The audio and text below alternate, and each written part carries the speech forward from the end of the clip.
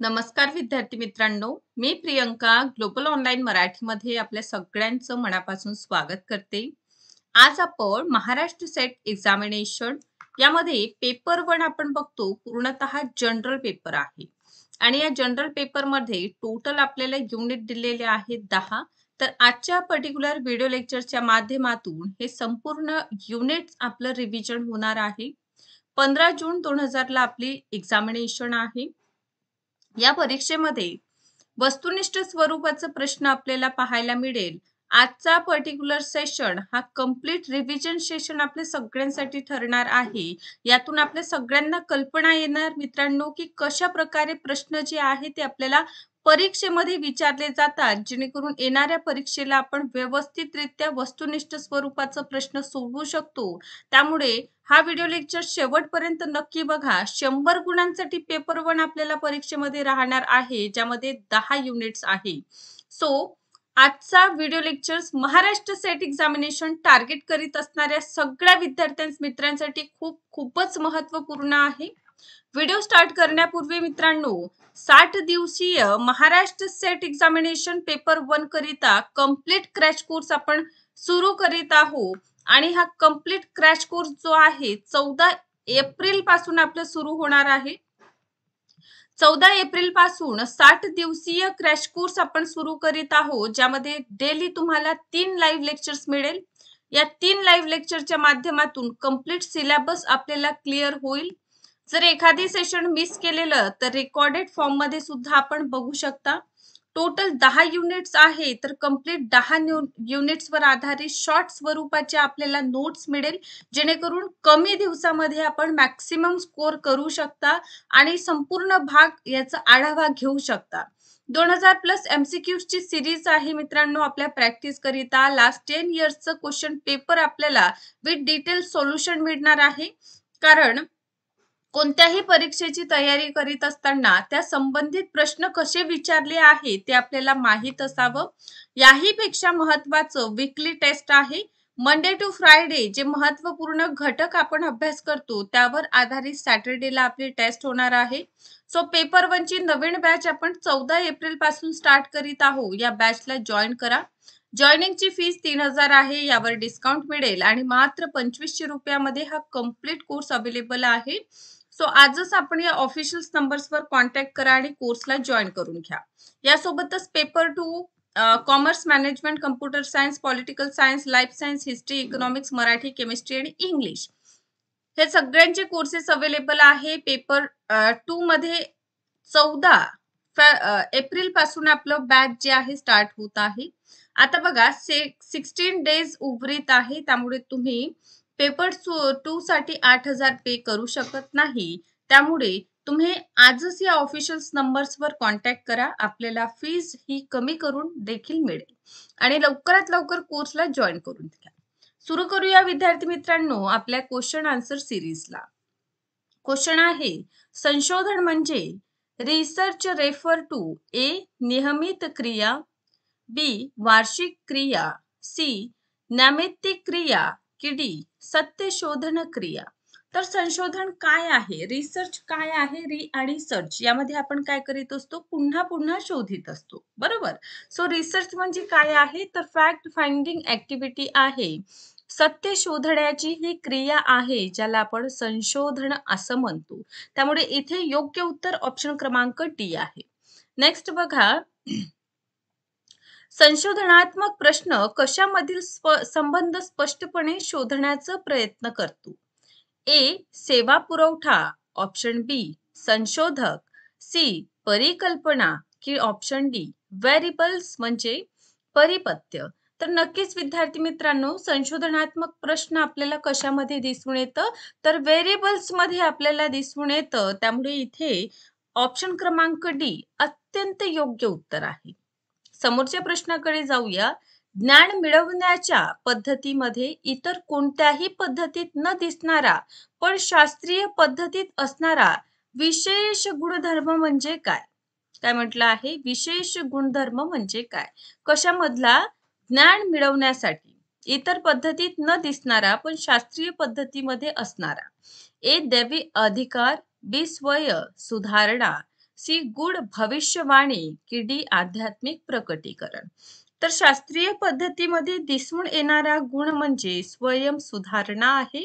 त्यामुळे ऑप्शन क्रमांक बी सोबत आपण जाऊया.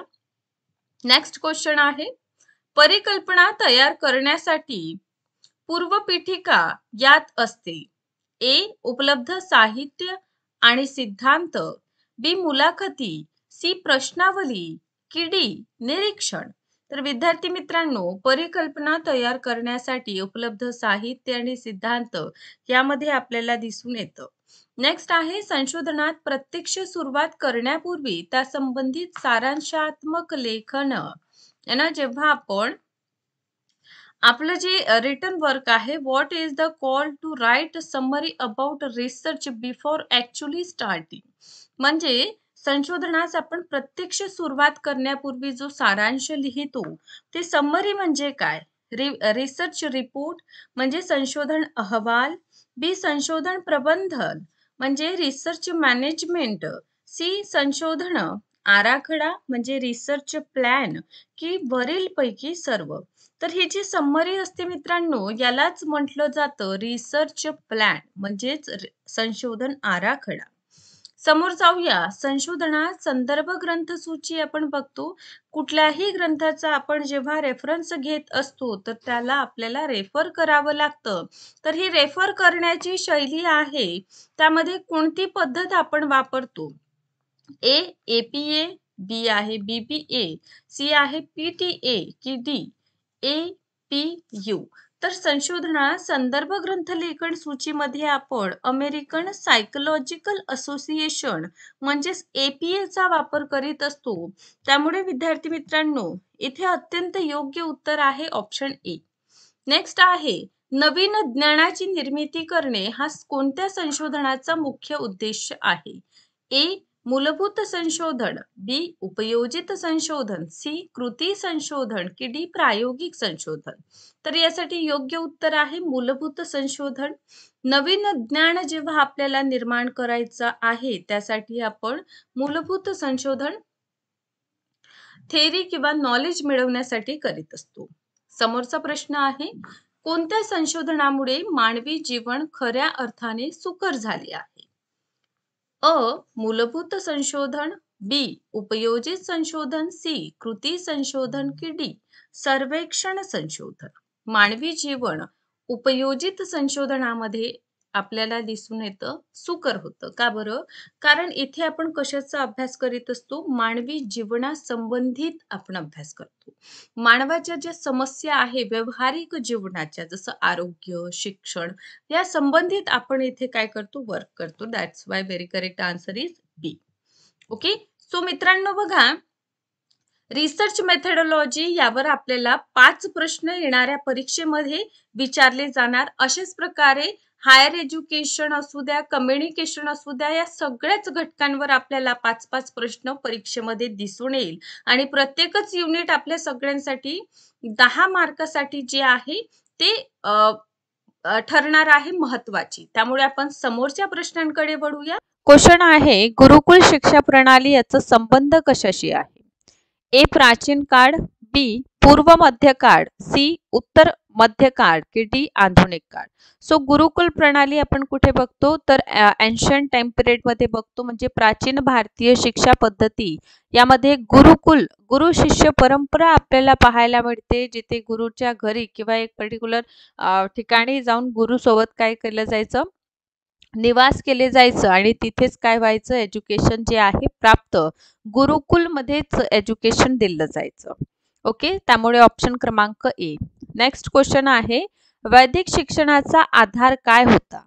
ओके, ए धार्मिक, बी आध्यात्मिक, सी ए आणि बी दोनही की डी यापैकी काहीही नाही. सो वैदिक एज्युकेशन आपल्याला पाहायला मिळतं. आता वैदिक एज्युकेशन जे आहे ते वेदांवर आधारित आपल्याला दिसून येतं. ठीक आहे, 4 वेदांचा सुद्धा आपण यामध्ये अभ्यास करतो. ओके, सो हे धार्मिक आणि आध्यात्मिक अशा दोनही स्वरूपाचं एज्युकेशन जे आहे ते आपल्याला वैदिक एज्युकेशन मध्ये मिळतं. त्यामुळे ऑप्शन क्रमांक सी आपलं योग्य उत्तर आहे. नेक्स्ट क्वेश्चन आहे, खालीलपैकी कोणते प्राचीन काळातील शिक्षण संस्था आहे? ए. तक्षशिला, बी. नालंदा विश्वविद्यालय, सी. अदंतपुरी की डी. वरीलपैकी काहीही नाही. ठीक आहे. सो एन्शियंट एज्युकेशन इन्स्टिट्यूशन कोणकोणते आहे? सो ऑब्विसली तक्षशिला, नालंदा, अदंतपुरी विहार हे तीनही प्राचीन एज्युकेशन संस्था आपल्याला दिसून येतात. त्यामुळे ऑप्शन क्रमांक डी इथे योग्य उत्तर आहे. ओके, चला नेक्स्ट प्रश्नाकडे आपण वळूया. समोरचा प्रश्न आहे, जोड्या लावायचा आहे. नालंदा, विक्रमशिला, अदंतपुरी, वल्लभी कुठे आपल्याला विद्यमान दिसून येतात? ठीक आहे.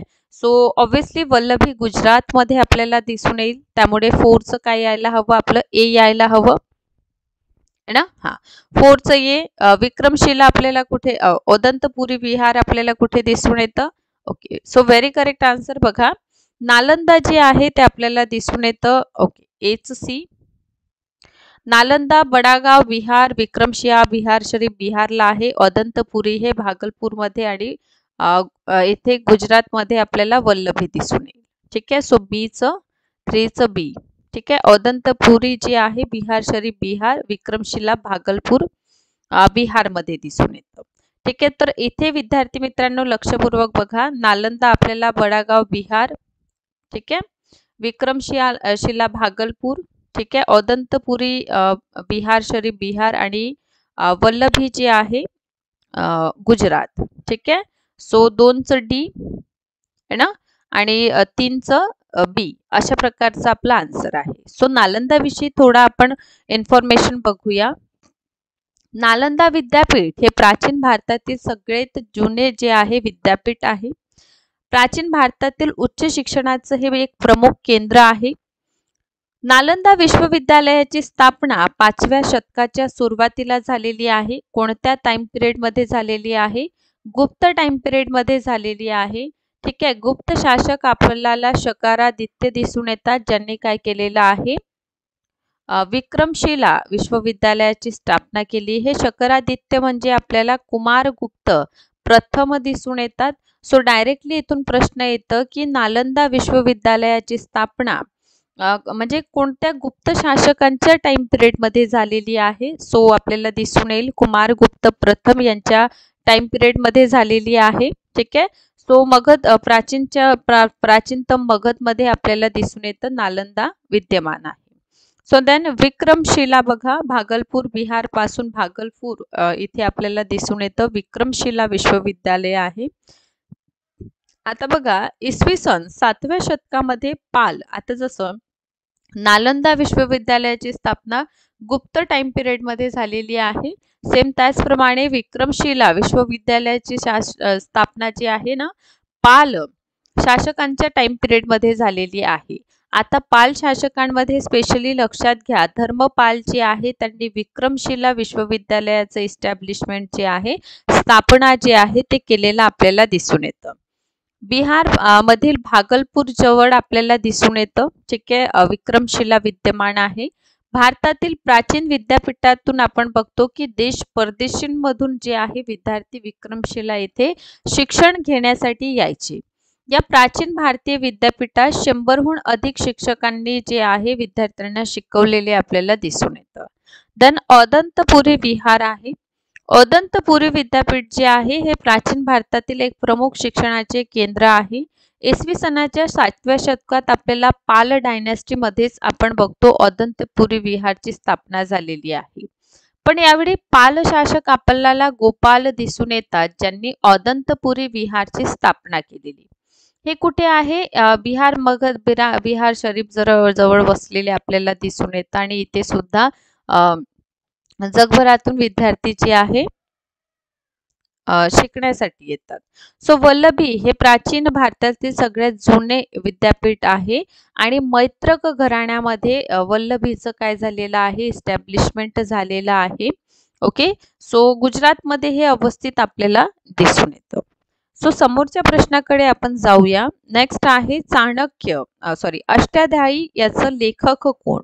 ठीक आहे. अष्टाध्यायी हे व्याकरणावर आधारित ग्रंथ आहे. ठीक आहे. ते कोणी लिहिलेलं आहे? ए. चाणक्य, बी. जीवक, सी. कात्यायन की डी. पाणिनी. सो अष्टाध्यायी कोणी आता बघा, चाणक्य यांचं अर्थशास्त्र आहे, जीवक यांचं आयुर्वेदवर आहे. So Panini very correct answer आहे. ठीक आहे. कौटिल्य विष्णुगुप्त यांचं अर्थशास्त्र आपल्याला दिसून येतं. ओके. कात्यायन जे आहे संस्कृत व्याकरण गणितांवर यांचं सुलभ सूत्र वगैरे ग्रंथ व्याकरणावर आहे. पाणिनी यांचं सर्व प्रमुख ग्रंथ आहे अष्टाध्यायी. ठीक आहे. व्याकरणावर आधारित आपल्याला अष्टाध्यायी ग्रंथ दिसून येतं. समोरचा प्रश्न आहे, कोणता अधिनियम अनुसार पहिल्यांदा शिक्षणावर 1,00,000 रुपये खर्च करण्यात आले? ए 1813चा चार्टर ऍक्ट, बी 1833चा चार्टर ऍक्ट, सी 1835ची मॅकॅले युनिट, की डी यापैकी काहीही नाही. सो बघा विद्यार्थी मित्रांनो, इथे लक्षात घ्या, आपण एज्युकेशनचा विकास हे पूर्णतः जे आहे ना युनिट क्रमांक 10 मध्ये आपण अभ्यास करतो. युनिट 10. ठीक आहे. सो कशा प्रकारे प्रीएन्शियंट टाइम पिरियड पासून स्वातंत्र्यपूर्व टाइम पिरियड मध्ये आणि स्वातंत्र्य नंतर सुद्धा शिक्षणाचा विकास कशा पद्धतीने होत गेलेला याचा अभ्यास आपण पर्टिक्युलर युनिट 10 मध्ये करीत असतो. सो यामध्ये आपण बघतो की 1813 मध्ये जो आहे एक चार्टर येतं. ठीक आहे. Charter act. सो या चार्टर ऍक्ट अनुसार काय होतं, या चार्टर ऍक्ट मध्ये असं शिफारिश किंवा तरतूद जी आहे ते करण्यात आलेली होती की समोर जी आहे 1,00,000 रुपये काय होणार आहे, 1,00,000 रुपये एज्युकेशनवर खर्च होणार. ठीक आहे. सो त्यामुळे इथे योग्य उत्तर आहे 1813चा चार्टर ऍक्ट. आणि हा PYQ प्रश्न सुद्धा आहे. ठीक आहे. PYQच्या रूपात विचारलेला आहे की कोणत्या चार्टर अनुसार जे आहे शिक्षणावर 1,00,000 रुपये खर्च करण्याची तरतूद करण्यात आलेली. हा PYQ प्रश्न आपल्याला यापूर्वी सुद्धा एक्झामिनेशन मध्ये विचारलेलं दिसून येतं. समोर आहे 1813चं चार्टर. ठीक आहे. ह्या चार्टर अनुसार पहिल्यांदा जे आहे 1,00,000 रुपये शिक्षणावर खर्च होणार, एज्युकेशनवर खर्च होणार अशा प्रकारचं रिकमेंडेशन करताना दिसून येतं. समोर आहे कथन दिलेला आहे, त्यावर आपल्याला विचार करायचा आहे. सो चार्टर अधिनियम 1813च्या अंतर्गत ब्रिटिश भारतामध्ये वैज्ञानिक याचा प्रसार करणार, वैज्ञानिक शिक्षणाचा प्रसार प्रारंभ झाला. हा पहिला स्टेटमेंट आहे. दुसरा स्टेटमेंट आहे 1817 कलकत्ता येथे हिंदू कॉलेजची स्थापना झाली. तिसरा स्टेटमेंट आहे एल्फिन्स्टन रिपोर्ट 1823 मध्ये शाळा पर्यवेक्षण आणि शिक्षण प्रशिक्षण असं अट समाविष्ट करण्यात आली. So option A only 1, option B आहे 1 आणि 2 दोनही, ऑप्शन सी आहे 2 आणि 3 दोन्ही, की D all of above. So बघा very correct answer is all of above. का बरं? कारण 1813चं चार्टर ऍक्ट जो आहे ते काय म्हणतं, 1,00,000 रुपये आता एज्युकेशनवर खर्च होणार. ठीक आहे. सो यातून समोर आपण बघतो की 1835 पर्यंत आंग्ल प्राच्यवाद राहते आणि 1835 मध्ये लॉर्ड मॅकॅले यांचं युनिट येते. आणि हे काय करतात, एज्युकेशनचं जे लँग्वेज आहे ते इंग्लिशला बनवतात. त्यामुळे काय झालं, 1813च्या चार्टर नंतर भारतात वैज्ञानिक शिक्षणाच्या प्रसाराला प्रारंभ झालं आणि ॲज वेल ॲज जे ख्रिश्चन मिशनरीज आहेत त्यांना धर्म प्रसार करण्याची अनुमती मिळाली. यानंतर आपण बघतो आता इंग्लिश एज्युकेशनला काय मिळालेलं आहे, प्रोत्साहन. यातूनच 1817 मध्ये आपण बघतो की कलकत्ता येथे हिंदू कॉलेजची स्थापना झालेली. ठीक आहे. बरं, हिंदू कॉलेजची स्थापना झालेली आणि याच टाइम पिरियड म्हणजे समोरचा टाइम पिरियड 1823 मध्ये आपण बघतो एल्फिन्स्टन यांचं रिपोर्ट येतं आणि एल्फिन्स्टन रिपोर्ट जी आहे शाळा पर्यवेक्षण आणि शिक्षण प्रशिक्षणासंबंधित जी आहे शिफारस करतात. ओके. चला नेक्स्ट आहे डाउनवर्ड थेअरी कोणी दिलेली आहे. चला, अधोमुखी निस्पदनचा सिद्धांत कोणी दिला? Option A Lord Macaulay, B Lord Auckland, option C Lord Wellesley आणि डी यापैकी नाही. सो अधोमुखी निस्पदनचा सिद्धांत कोणी दिलेला आहे? ठीक आहे. सो ऑब्व्हियसली आपण बघतो की लॉर्ड मॅकॅले यांनी अधोमुखी निस्पदनाचा सिद्धांत दिला. त्यामुळे इथे ऑप्शन क्रमांक ए योग्य उत्तर आहे. काय होतं, 1835 पूर्वी म्हणजे बघा 1813 मध्ये जेव्हा चार्टर येतं ना त्यावेळी आता काय दिलं त्यांनी की 1,00,000 रुपये आता एज्युकेशनवर खर्च होणार. पण कोणतं एज्युकेशन हे नाही सांगितलं. यातून एक वाद निर्माण होतं, आंग्लवाद आणि प्राच्यवाद. म्हणजे कोणत्या लँग्वेजला, इंग्लिशला सपोर्ट करायचं की पारंपरिक जे आपलं एज्युकेशन चालायचं त्या लँग्वेजेसला सपोर्ट करायचं, असा एक वाद जे आहे निर्माण झालेलं.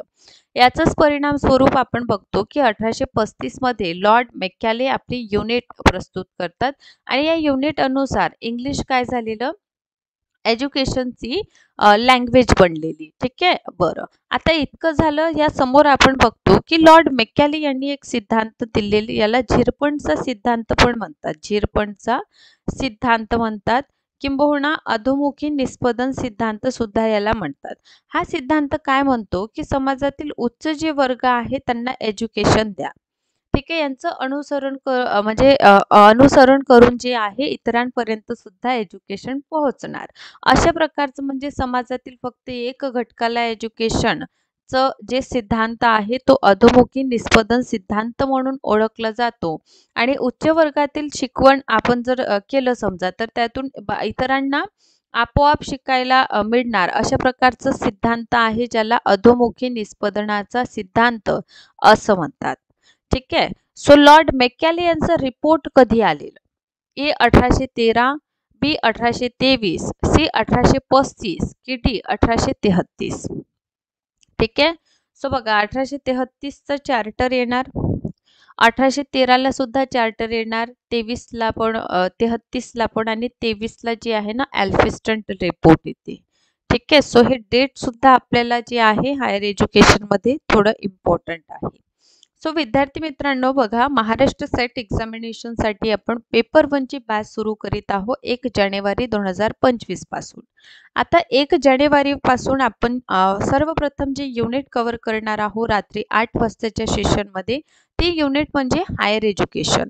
सो हायर एज्युकेशनचे एक ओव्हरलुक तुम्हाला या सेशनच्या माध्यमातून मिळेल, जेणेकरून समोर येणाऱ्या सेशन्समध्ये हा संपूर्ण भाग जो आहे थेरिकल पार्टमध्ये आपलं कव्हर होणार आहे.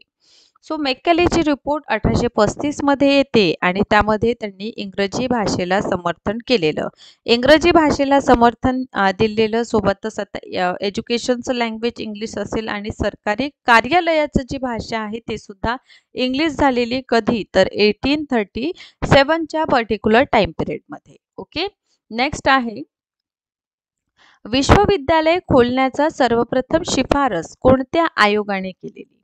ठीक आहे, ए मेकॅले यांचं विवरणपत्र, बी वूड यांचं घोषणापत्र, सी हंटर कमिशन की डी सँडलर आयोग. आता बघा, 1854 वूडचा खलिता, 1882 हंटर कमिशन, सँडलर 1917 आणि मेकॅले विवरण 1935. ओके, सो कधी केलेला आहे? सो वूड डिस्पॅच यांनी केलेला आहे रिकमेंडेशन की इंग्लंडमध्ये ज्याप्रमाणे एज्युकेशन आहे त्याच पार्श्वभूमीवर सुद्धा इथे काय व्हावे, विश्वविद्यालय जे आहे त्याचं स्थापना करण्यात यावी. ठीक आहे. सो वूडच्या घोषणापत्रामध्ये 100 आपल्याला तरतूद दिसून येतं. त्या अंतर्गत जे आहे म्हणजे विश्वविद्यालय इस्टॅब्लिश करण्याचं सुद्धा रेकमेंडेशन, एक प्रमुख रेकमेंडेशन आपल्याला इथे दिसून येतं.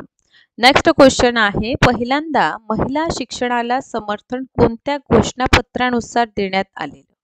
ए मेकॅलेंचं रिपोर्ट, B Charles Wood dispatch, C Hunter commission की यापैकी काहीही नाही. सो वुमन्स एज्युकेशनला सपोर्ट कोणत्या मॅन्युफॅक्चोने केलेला आहे? कोणत्या घोषणापत्रानुसार महिला एज्युकेशनला समर्थन मिळालं? सो चार्ल्स वूड यांचं डिस्पॅच आहे ना. सो ऑप्शन बी आहे व्हेरी करेक्ट, कारण 1854चं जे वूडचा खलिता येतो त्या खलित्यामध्ये जे आहे वुमन्स एज्युकेशनला सपोर्ट केलेला आपल्याला दिसून येतं. समोरचा प्रश्न आहे की कोणत्या आयोगांच्या शिफारसी अनुसार लोकशिक्षा विभागाचं गठन करण्यात आलेलं? ठीक आहे. सो बघा, ए वूड डिस्पॅच यांचं शिफारस, B Hunter commission, C Sadler commission की डी वरील पैकी सर्व. आता बघा, लोकशिक्षा विभाग, ठीक आहे, याचं गठन कोणत्या आयोगाच्या रिकमेंडेशन अनुसार करण्यात आलेलं? So very correct answer is A Wood घोषणापत्र. वूडचा खलिता आलेला आहे 1854 मध्ये आणि वूडच्या खलित्यानुसार जे प्रेसिडेन्सी आहे बंगाल, मुंबई आणि मद्रास, उत्तर पश्चिम आणि पंजाब, म्हणजे 5 प्रांतामध्ये काय करण्यात आलेलं आहे? लोकशिक्षा विभागाचं गठन. 5 प्रांत कोणते बा? तर बंगाल, ठीक आहे, एक आपल्याला मुंबई दिसून येईल, मुंबई, ठीक आहे. एक आपल्याला मद्रास दिसून येतं, एक उत्तर पश्चिम प्रांत, उत्तर पश्चिम प्रांत आणि एक पंजाब, अशा 5 ठिकाणी काय करण्यात आलेलं, लोकशिक्षा विभाग जे आहे याचं गठन करताना आपण बघतो. ठीक आहे. सो खालील आयोगांना काय करायचं आहे, आपल्याला कालानुक्रम लावायचा आहे, क्रोनॉलॉजिकली ऑर्डर आपल्याला कमिशनचं सेट करायचं आहे. ठीक आहे. सो बघा, चार्ल्स वूड डिस्पॅच, बी रेले कमिशन, सी हंटर आयोग आणि डी आहे मॅकॅले यांचं युनिट, लॉर्ड मॅकॅले यांचं युनिट. ठीक आहे. सो मॅकॅलेंचं युनिट कधी आलं आहे, 1835 ला. हंटर कमिशनचं रेकमेंडेशन 1882, रेले कमिशन 1902 आणि चार्ल्स वूड यांचं डिस्पॅच आलेलं आहे 1854 ला. ठीक आहे. चार्ल्स वूड यांचं काय आहे, 1854. सो विद्यार्थी मित्रांनो, असं आपल्याला माहीत असावं की कोणता आयोगाचा गठन कधी झालेला आहे. सो ऑब्व्हियसली डी म्हणजे 4 अगोदर येईल. ठीक आहे. 4 अगोदर आल्यानंतर 1 येणार. ठीक आहे. 1 आल्यानंतर ऑब्व्हियसली आपल्याला दिसून येईल हंटर कमिशन म्हणजे 3 येणार आणि 3 आल्यानंतर 2 येणार. बरोबर आहे. सो इथे बघा 4 कुठे आहे, इथे नाही, इथे नाही, फक्त इथे आणि इथे आहे.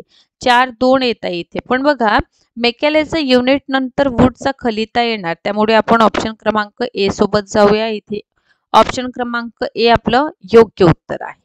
मॅकॅले युनिट 1935, वूडचा खलिता 1854, हंटरचा आयोग 1882 आणि रेलेचं कमिशन 1902. अशा प्रकारचं व्हेरी करेक्ट आन्सर आपल्या काय आहे, तर ऑप्शन ए आहे. चला नेक्स्ट आहे, हंटर कमिशनचे रिपोर्ट यांनी कशाच्या विकासावर सर्वाधिक भर दिला. What the Hunter commission report focus on the development of higher education, उच्च शिक्षण, बी माध्यमिक शिक्षण, सेकंडरी एज्युकेशन, सी प्राथमिक, एलिमेंटरी एज्युकेशन की डी वरीलपैकी सर्व. सो मेजरली हंटर कमिशन जे आहे ते काय करतं, प्राथमिक शिक्षण म्हणजे प्रायमरी एज्युकेशन किंवा एलिमेंटरी एज्युकेशनला सपोर्ट करतं. हंटरचं कमिशन कधी आलेलं आहे, सो 1882 ला हंटर आयोग आलेला आपल्याला दिसून येतं. या आयोगाने काय केलेलं आहे, प्रायमरी शिक्षणासाठी प्रमुख शिफारसी केलेल्या आहे, परंतु माध्यमिक शिक्षणाचं सुद्धा 2 भाग हंटर कमिशन मध्ये आपल्याला पाहायला मिळतं.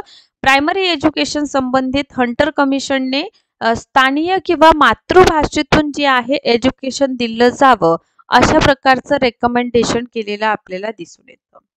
नेक्स्ट प्रश्न आहे की हंटर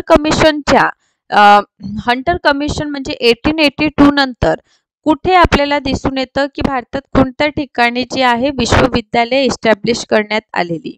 ए मुंबई, बी मद्रास, सी पंजाब की डी इलाहाबाद. इथे बघा ऑप्शन ए, बी आहे ए आणि बी, सी आहे बी आणि सी आणि डी आहे सी आणि डी. सो पंजाबमध्ये आपण हंटर कमिशन कधी येतं, 1882 ला. सो हंटर कमिशन नंतर आपल्याला 2 विश्वविद्यालय इस्टॅब्लिश झालेले दिसून येतं, एक पंजाब आणि एक इलाहाबाद. सो पंजाबला इस्टॅब्लिश झालेला आहे 1882 ला आणि इलाहाबादला 1887 ला इस्टॅब्लिश होताना आपण काय करतो, बघतो. ठीक आहे. सो त्यामुळे ऑप्शन क्रमांक डी योग्य उत्तर आहे. 1882 ला आपल्या पंजाबला आणि 1887 मध्ये आपण इलाहाबाद विश्वविद्यालयाचं एस्टॅब्लिशमेंट बघतो. यानंतरचा प्रश्न आहे, रेले कमिशनचं गठन कधी झालेलं. ए 1902, बी 1905, सी 1907 की डी 1908. सो रेले कमिशनचं आपल्याला गठन पाहायला मिळतं की 1902 ला थॉमस रेले यांच्या अध्यक्षतेखाली काय झालेलं आहे, रेले कमिशनचं गठन झालेलं आहे. आणि या रेले कमिशन मध्ये 2 भारतीय सदस्य होते, एक सय्यद हुसेन बिलग्रामी आपल्याला दिसून येतात. रेखीव मॉडेल कोणत्या धोरणावर आधारित आहे. ए ध्वनी, बी प्रकाश, सी संदर्भ आणि डी फीडबॅक. सो आपण बघतो रेखीव मॉडेल जे आहे ते ध्वनी यावर आधारित आहे, त्यामुळे ऑप्शन क्रमांक ए योग्य उत्तर आहे. नेक्स्ट क्वेश्चन आहे, संप्रेषणाचा कोणत्या मॉडेलमध्ये प्राप्तकर्ता केवळ संदेश ग्रहण करतो, ओनली काय करतो, तो रिसीव करतो मेसेज. ए ट्रान्झॅक्शनल मॉडेल, बी आहे रेखीव मॉडेल, सी इंटरनेट मॉडेल की डी यापैकी सर्व. सो आपण बघतो की संप्रेषणाचा जो रेखीव मॉडेल आहे यामध्ये एकीकडून प्रक्रिया आहे जिथे प्रेषक ठीक आहे, संदेश संप्रेषित करतो आणि प्राप्तकर्ता केवळ तो ग्रहण करतो. यामध्ये प्राप्तकर्ता कोणत्याही प्रकारचं फीडबॅक किंवा प्रतिक्रिया देत नाही. त्यामुळे इथे योग्य उत्तर ऑप्शन क्रमांक बी रेखीव मॉडेल आपल्याला दिसून येतं. नेक्स्ट क्वेश्चन आहे. क्वेश्चन खालीलपैकी कोण मुळात इन्स्टंट मेसेंजर आहे? A Facebook, B Instagram, C Twitter आणि डी आहे व्हॉट्सॲप. सो लक्षात घ्या, यापैकी कोणतं इन्स्टंट मेसेजिंग आहे? ऑब्विसली ऑप्शन क्रमांक डी आहे. व्हॉट्सअप हा इन्स्टंट मेसेजिंग आपल्याला दिसून येतो आणि तंत्रज्ञानामध्ये ऑनलाईन चॅटिंग जो इंटरनेट किंवा इतर संगणक नेटवर्कद्वारे रिअल टाइम मजकूर ट्रान्समिशन याचं परवानगी देत असतो. त्यामुळे डी योग्य उत्तर आपल्याला दिसून येतं. नेक्स्ट प्रश्नाकडे जाऊया. GPRS म्हणजे काय? वायर कम्युनिकेशन सर्व्हिस, बी संगणक कार्यक्रम, सी सेलफोन डिव्हाइस आणि डी आहे कार्डलेस कम्युनिकेशन. सो इथे GPRS डायरेक्ट फुल फॉर्म विचारलेला आहे. सो याला म्हणतात जनरल पॉकेट. ठीक, okay, general pocket radio system याला म्हणतात. त्यामुळे योग्य उत्तर आपल्याला 4 दिसून येतात. General pocket radio system. ठीक आहे, बरं. GPRS याचं फुल फॉर्म लक्षात घ्या. ठीक आहे, सो याला सुरुवात 1998, ठीक आहे, कमर्शियल टाइम मध्ये बघतो आपण की GPRS जी आहे 2000 मध्ये third generation steps toward internet user असं सुद्धा याला म्हटलेलं आहे. तर हे ताररहित एक प्रकारचं संचार आहे, म्हणजे कार्डलेस कम्युनिकेशन ऑप्शन क्रमांक डी. ठीक आहे, हे कार्डलेस कम्युनिकेशन आहे. त्यामुळे ऑप्शन क्रमांक डी मध्ये जाऊया आपण. जनरल पॉकेट रेडिओ सिस्टम याला म्हटलं जातं. 1998च्या पहिल्या तिमाहीत रिलीज झालेला आपल्याला हे दिसून येते. ठीक आहे, नेक्स्ट क्वेश्चन आहे.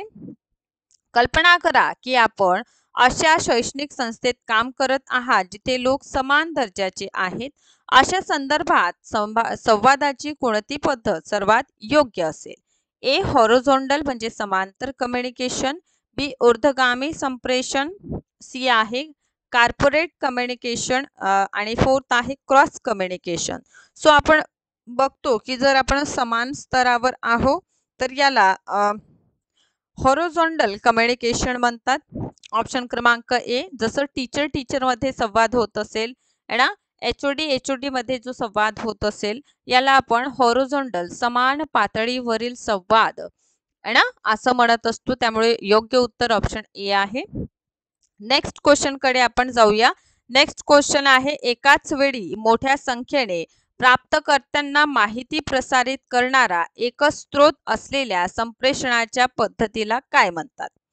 ए आहे समूह संप्रेषण, बी आहे मास कम्युनिकेशन, सी आहे आंतर वैयक्तिक संप्रेषण आणि डी आहे पारंपरिक संवाद. सो याला आपण मास कम्युनिकेशन म्हणतो, कारण मास कम्युनिकेशनच्या माध्यमातून मोठ्या संख्येने जेव्हा आपण लोक बघतो ना, मीडिया लोकांमध्ये जागृती चेतना निर्माण करण्यासाठी महत्त्वपूर्ण ठरत आहे. कार्य असो, सूचना असो, कोणतंही इन्फॉर्मेशन किंबहुना मनोरंजन असो, हे करण्यासाठी सुद्धा मास कम्युनिकेशन एक महत्त्वपूर्ण आपल्याला माध्यम दिसून येतं. नेक्स्ट क्वेश्चन आहे. वर्गात शिक्षक संदेश देतो, तो संदेश शब्द आणि प्रतिमांच्या रूपात असते, तर विद्यार्थी त्याचे काय करणार? ए इनकोड, बी डिकोड, सी आंदोलक आणि डी आहे प्रचारक. सो ऑब्विसली विद्यार्थी काय करत आहे, त्याला डिकोड करणार आहे. नेक्स्ट, वर्तुळाकार संप्रेषणात इनकोड जेव्हा असतो तेव्हा डिकोडर बनतो. ए आवाज, बी आहे प्रेषक, सी आहे आलोचनात्मक आणि डी आहे अभिप्राय. सो इथे वर्तुळाकार अभिप्राय म्हटलेला आहे, यामध्ये इनकोडर डिकोडर बनतो है ना. सो इथे ऑप्शन क्रमांक आपल्याला दिसून येते डी अभिप्राय म्हणजे फीडबॅक या अंतर्गत मिळणार.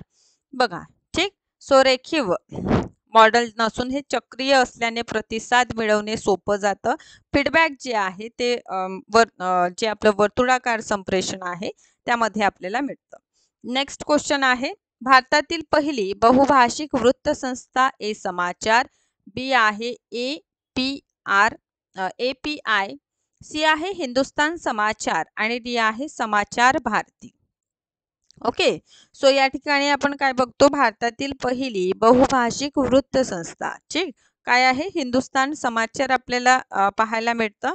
सो 2000हून अधिक वृत्तपत्रे ठीक आहे. So very correct answer Hindustan Samachar. Next, वर्गातील संवाद असणे आवश्यक आहे. ए शिक्षक केंद्रित, बी विद्यार्थी केंद्रित, बी सामान्य केंद्रित, की डी पाठ्यपुस्तक केंद्रित. सो ऑब्व्हियसली क्लासरूम कम्युनिकेशन जे आहे ते स्टुडंट सेंटर्ड असणं खूप आवश्यक आहे, म्हणून बी. व्हिडिओ कॉन्फरन्सिंग खालील प्रकारच्या संप्रेषणामध्ये एक म्हणून वर्गीकृत केले जाऊ शकते. ए आहे दृश्य एक मार्ग, बी आहे दृश्य श्राव्य वन वे, सी आहे दृश्य श्राव्य टू वे आणि डी आहे दृश्य श्राव्य टू वे. सो ऑब्व्हियसली दृश्य ऑडिओ अँड व्हिज्युअल पण टू वे ठीक आहे, video conferencing. So obviously C योग्य उत्तर आहे. नेक्स्ट इथे क्वेश्चन आपल्याला दिसून येतं की प्रभावी संप्रेषणात सहाय्यक आवश्यक आहे. आर्थिक वातावरण, बी राजकीय वातावरण, सी सामाजिक वातावरण आणि डी आहे बहुसांस्कृतिक वातावरण. सो प्रभावी संप्रेषणासाठी सामाजिक वातावरण आवश्यक आहे आणि सहाय्यक सुद्धा ठरतात. क्रम आपल्याला नेक्स्ट क्वेश्चन आहे, खालीलपैकी योग्य अनुक्रम ओळखा. ए सोर्स चॅनल संदेश रिसीवर, बी स्त्रोत रिसीवर चॅनल संदेश, सी स्त्रोत संदेश रिसीवर चॅनल, डी आहे स्त्रोत संदेश चॅनल आणि रिसीवर. ओके. सो इथे आपण बघतो की सर्वप्रथम ऑब्व्हियसली सोर्स येणार आहे ना, त्यामुळे सगळ्याच ठिकाणी सोर्स येत आहे. सोर्स येणार, त्यानंतर काहीतरी मेसेज असणार ठीक आहे. मेसेज आपण कोणत्या तरी चॅनलद्वारे पाठवणार आणि रिसीवर त्याला प्राप्त करणार, त्यामुळे योग्य उत्तर आहे ऑप्शन क्रमांक डी. नेक्स्ट क्वेश्चन आहे ओके, कोणत्या संप्रेषणाचे साक्ष स्थायी साक्ष मानले जाते.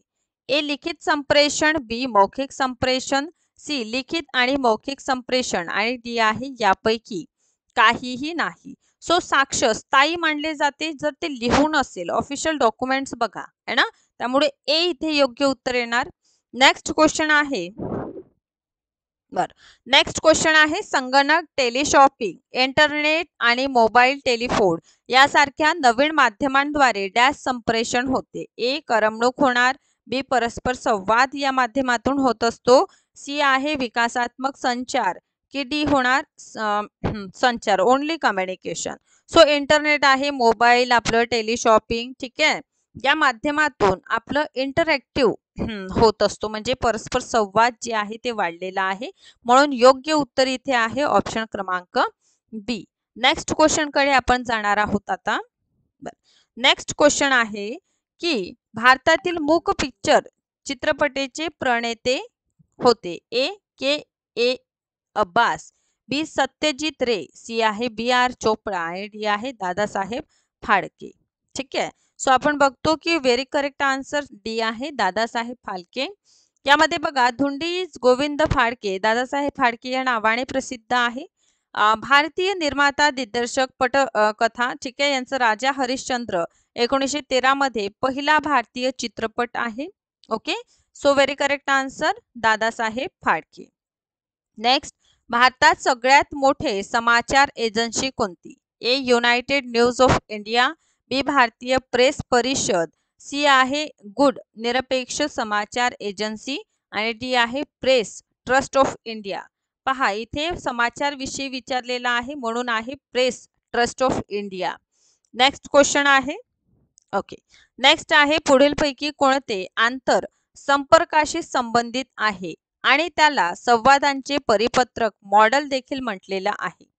ए व्यवहारिक मॉडेल, बी आहे अभिसरण मॉडेल, सी परस्पर संवादी मॉडेल, की रेखीय मॉडेल. सो आपण काय बघतो इथे म्हटलेलं आहे की आंतरसंपर्काशी संबंधित कोणतं मॉडेल आहे, तर ऑब्व्हियसली पहा संप्रेषणाचा हा जो मॉडेल आहे त्यामध्ये प्रेषक आणि प्राप्तकर्ता दोघांमध्ये संदेशांचं आदान प्रदान होतो आणि याला म्हटलं जातं व्यवहारिक मॉडेल ऑप्शन क्रमांक ए.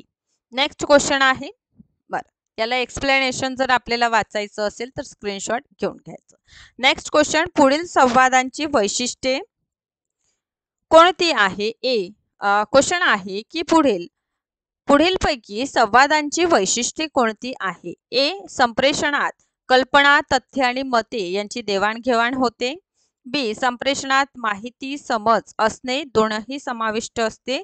सी संप्रेषण ही एक सतत प्रक्रिया असते आणि डी आहे संप्रेषण ही एक गोलाधार प्रक्रिया आहे. सो आपण बघतो option A B C, option B A B D आणि option C B C D आणि option D A B C D. So इथे आपण बघतो संप्रेषण जे आहे कल्पना, तथ्य आणि मते, आयडिया एक्सचेंज करतो आपण, म्हणून ए तर असणारच. संप्रेषण माहिती आणि समज दोनही समाविष्ट असते. ऑब्व्हियसली गोष्ट आहे, जर इन्फॉर्मेशन मिळत आहे ते समजणंही आवश्यक आहे, म्हणून सेकंडही होणार. संप्रेषण ही कंटिन्युअस प्रक्रिया आहे, सोबतच हे गोलाधार आहे, चक्रीय आहे. म्हणून ऑप्शन क्रमांक डी इथे योग्य उत्तर होणार. ओके, बर. नेक्स्ट आहे 1936 पूर्वी ऑल इंडिया रेडिओला डॅश म्हणून ओळखलं जात. A all India option A आहे इंडियन रेडिओ ब्रॉडकास्टिंग, भारतीय रेडिओ प्रसारण. B broadcasting service of India, भारत आणि प्रसारण सेवा. C Indian broadcasting service. D all India broadcasting service. So इथे व्हेरी करेक्ट आन्सर आपण काय बघतो? इंडियन ब्रॉडकास्टिंग सर्व्हिस बघतो, ऑप्शन क्रमांक सी. सो बघा याचं थोडं एक्सप्लेनेशन नक्कीच वाचून घ्या. क्वेश्चन आहे IP ॲड्रेस मध्ये किती बिट्स असतात? ए 32, बी 24, सी 16 आणि डी आहे 12. IP ॲड्रेस आपण बघतो आहे ना, इंटरनेट प्रोटोकॉल. ठीक आहे, IP ॲड्रेस मध्ये किती बिट असतात? सो IP ॲड्रेस मध्ये असतात 32 बिट असतात. ठीक आहे, त्यामुळे योग्य उत्तर ऑप्शन क्रमांक ए आहे. नेक्स्ट, इंटरनेट एक्सप्लोरर एक डॅश आहे. A company, B internet, C search engine आणि डी आहे web browse. So internet explorer, आता हे एक्सप्लोरर जे आहे ना, हे वेब ब्राउझर आपल्याला दिसून येतं. ठीक आहे, यामध्ये बघा काय आहे, गुगल क्रोम आणि मोझिला फायरफॉक्स यासारख्या ब्राउझर्स लोकांची मने जिंकताना आपल्याला दिसून येते. मायक्रोसॉफ्टने 1995 पासून हे चालू केलेलं आपल्याला दिसून येतं. नेक्स्ट, खालीलपैकी कोणते घटक ICT मध्ये समाविष्ट आहे? Which of the following component are included in ICT? A information and communication infrastructure, B माहिती तंत्रज्ञान IT, C communication technology CT. So option बघा 1 आणि 2, ऑप्शन ए, ऑप्शन बी आहे 1, 2, 3, ऑप्शन सी आहे 2 आणि 3, ऑप्शन डी आहे फक्त 3. सो इन्फॉर्मेशन अँड ICT मध्ये आपण काय बघतो? इन्फॉर्मेशन कम्युनिकेशन इन्फ्रास्ट्रक्चर आहे, IT आहे त्यामध्ये आणि CT पण आहे. याचा अर्थ 1, 2 आणि 3 तीनही योग्य उत्तर आपल्याला दिसून येते. कारण माहिती आणि संप्रेषणाचं मूलभूत पाया जे आहे त्यामध्ये भौतिक दूरसंचार बघतो, नेटवर्क्स आपण बघतो, इंटरनेटची सेवा आपण बघतो, मेल आहे, रेडिओ आहे, दूरचित्रवाणी आहे, या सगळ्या सेवांचा आपण वापर करताना बघत आहोत. त्यामुळे योग्य उत्तर आहे 1, 2 आणि 3. नेक्स्ट आहे खालीलपैकी कोणाला संगणकाचा मेंदू म्हणतात? A processor. Okay, which of the following is refer to as a brain of computer? A processor, B आहे RAM random access memory, C आहे रोम म्हणजे रीड ओनली मेमरी, डी आहे हार्ड डिस्क.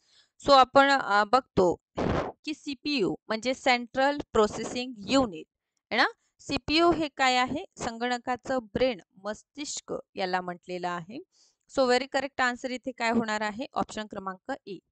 नेक्स्ट, खालीलपैकी कोणता घटक संगणकाची मुख्य memory आहे? एक CD म्हणजे कॉम्पॅक्ट डिस्क, बी आहे DVD, सी आहे इंटरनल हार्ड डिस्क आणि डी आहे रॅम. सो कोणता घटक संगणकाचं मुख्य आपल्याला दिसून येते? तर random access memory. Random access memory म्हणजेच रॅम जी आहे. मेमरीचे 2 प्रकार असतात, एक रोम असते आणि एक रॅम असते, बरोबर आहे. सो रॅम जे आहे ते आपल्याला प्रायमरी मेमरी सुद्धा याला आपण म्हणतो, त्यामुळे याला मुख्य मेमरी म्हणजेच आपलं रॅम आहे. नेक्स्ट वन कडे जाऊया की संगणक प्रणालीवर नियंत्रण ठेवणारा हा प्रोग्रामचं नाव आहे हार्डवेअर, बी आहे कीबोर्ड, सी सॉफ्टवेअर आणि डी आहे माऊस. आता संगणकावर नियंत्रण कोण ठेवतं बरं? तर आपण बघतो की सॉफ्टवेअर.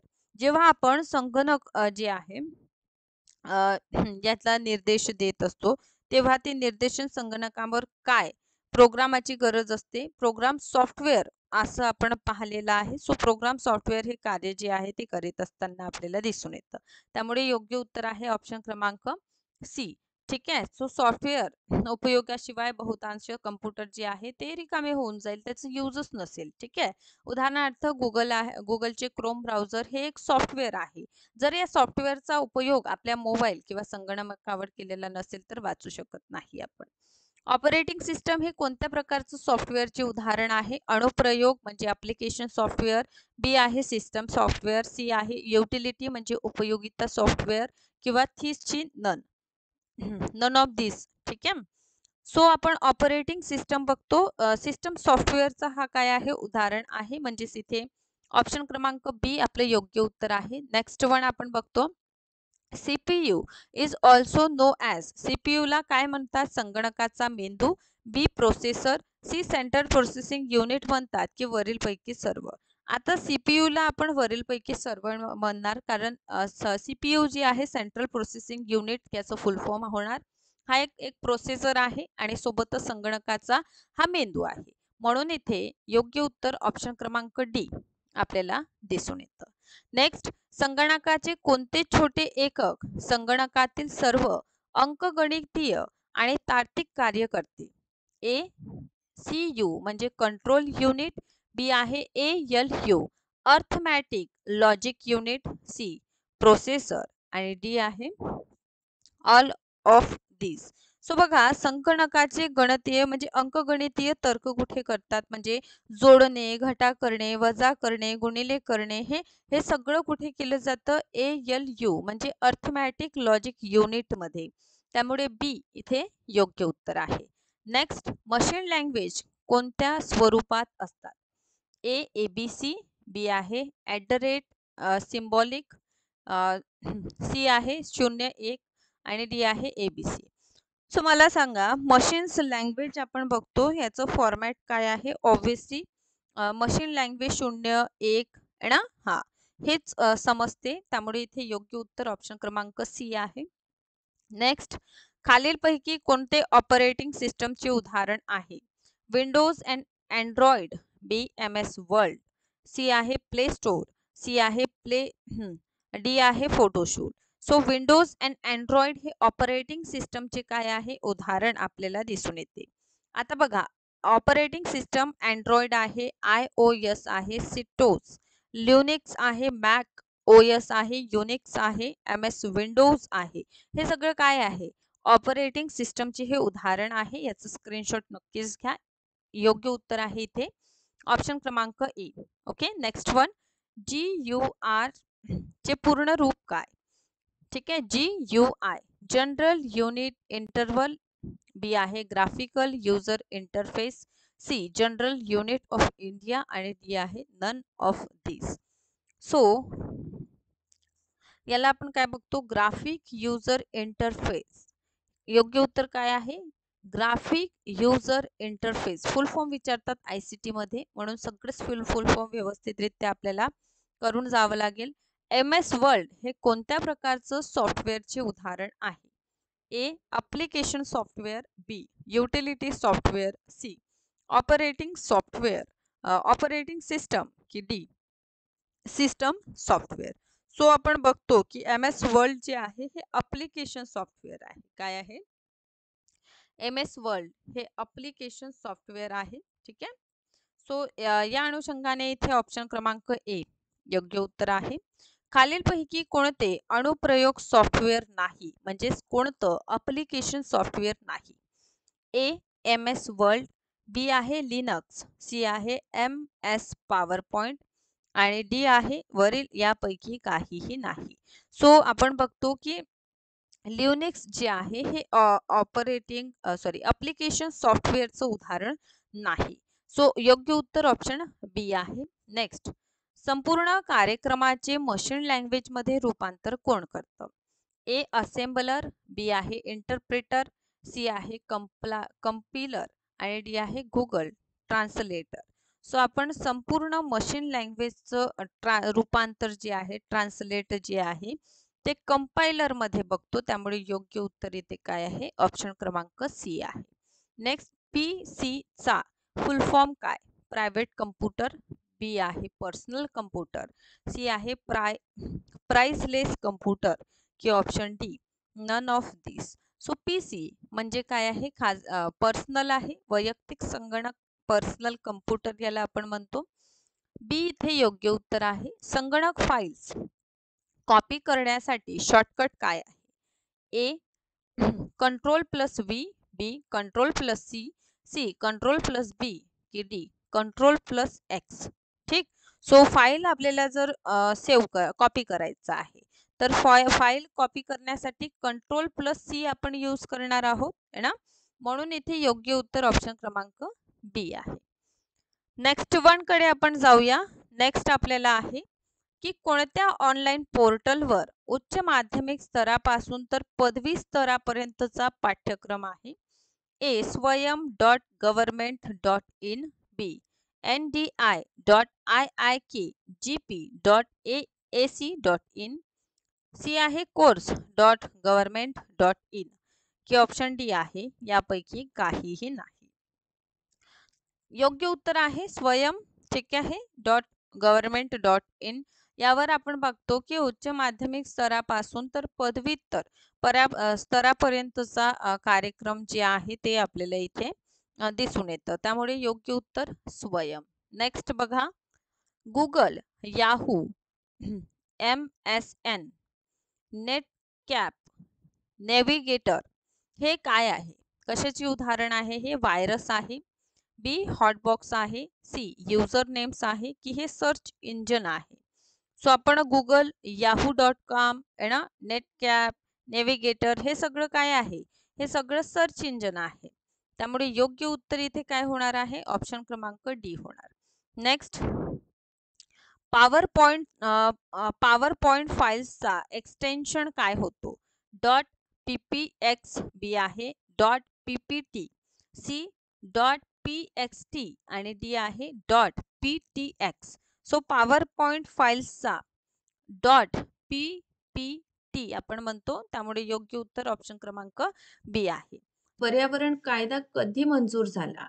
ए 1985, बी 1986, सी आहे 1995 की डी 1996. सो विद्यार्थी मित्रांनो, अशा प्रकारचं किंवा अशा स्वरूपाचा प्रश्न आपल्याला यापूर्वी देखील एक्झामिनेशन मध्ये आलेला आहे.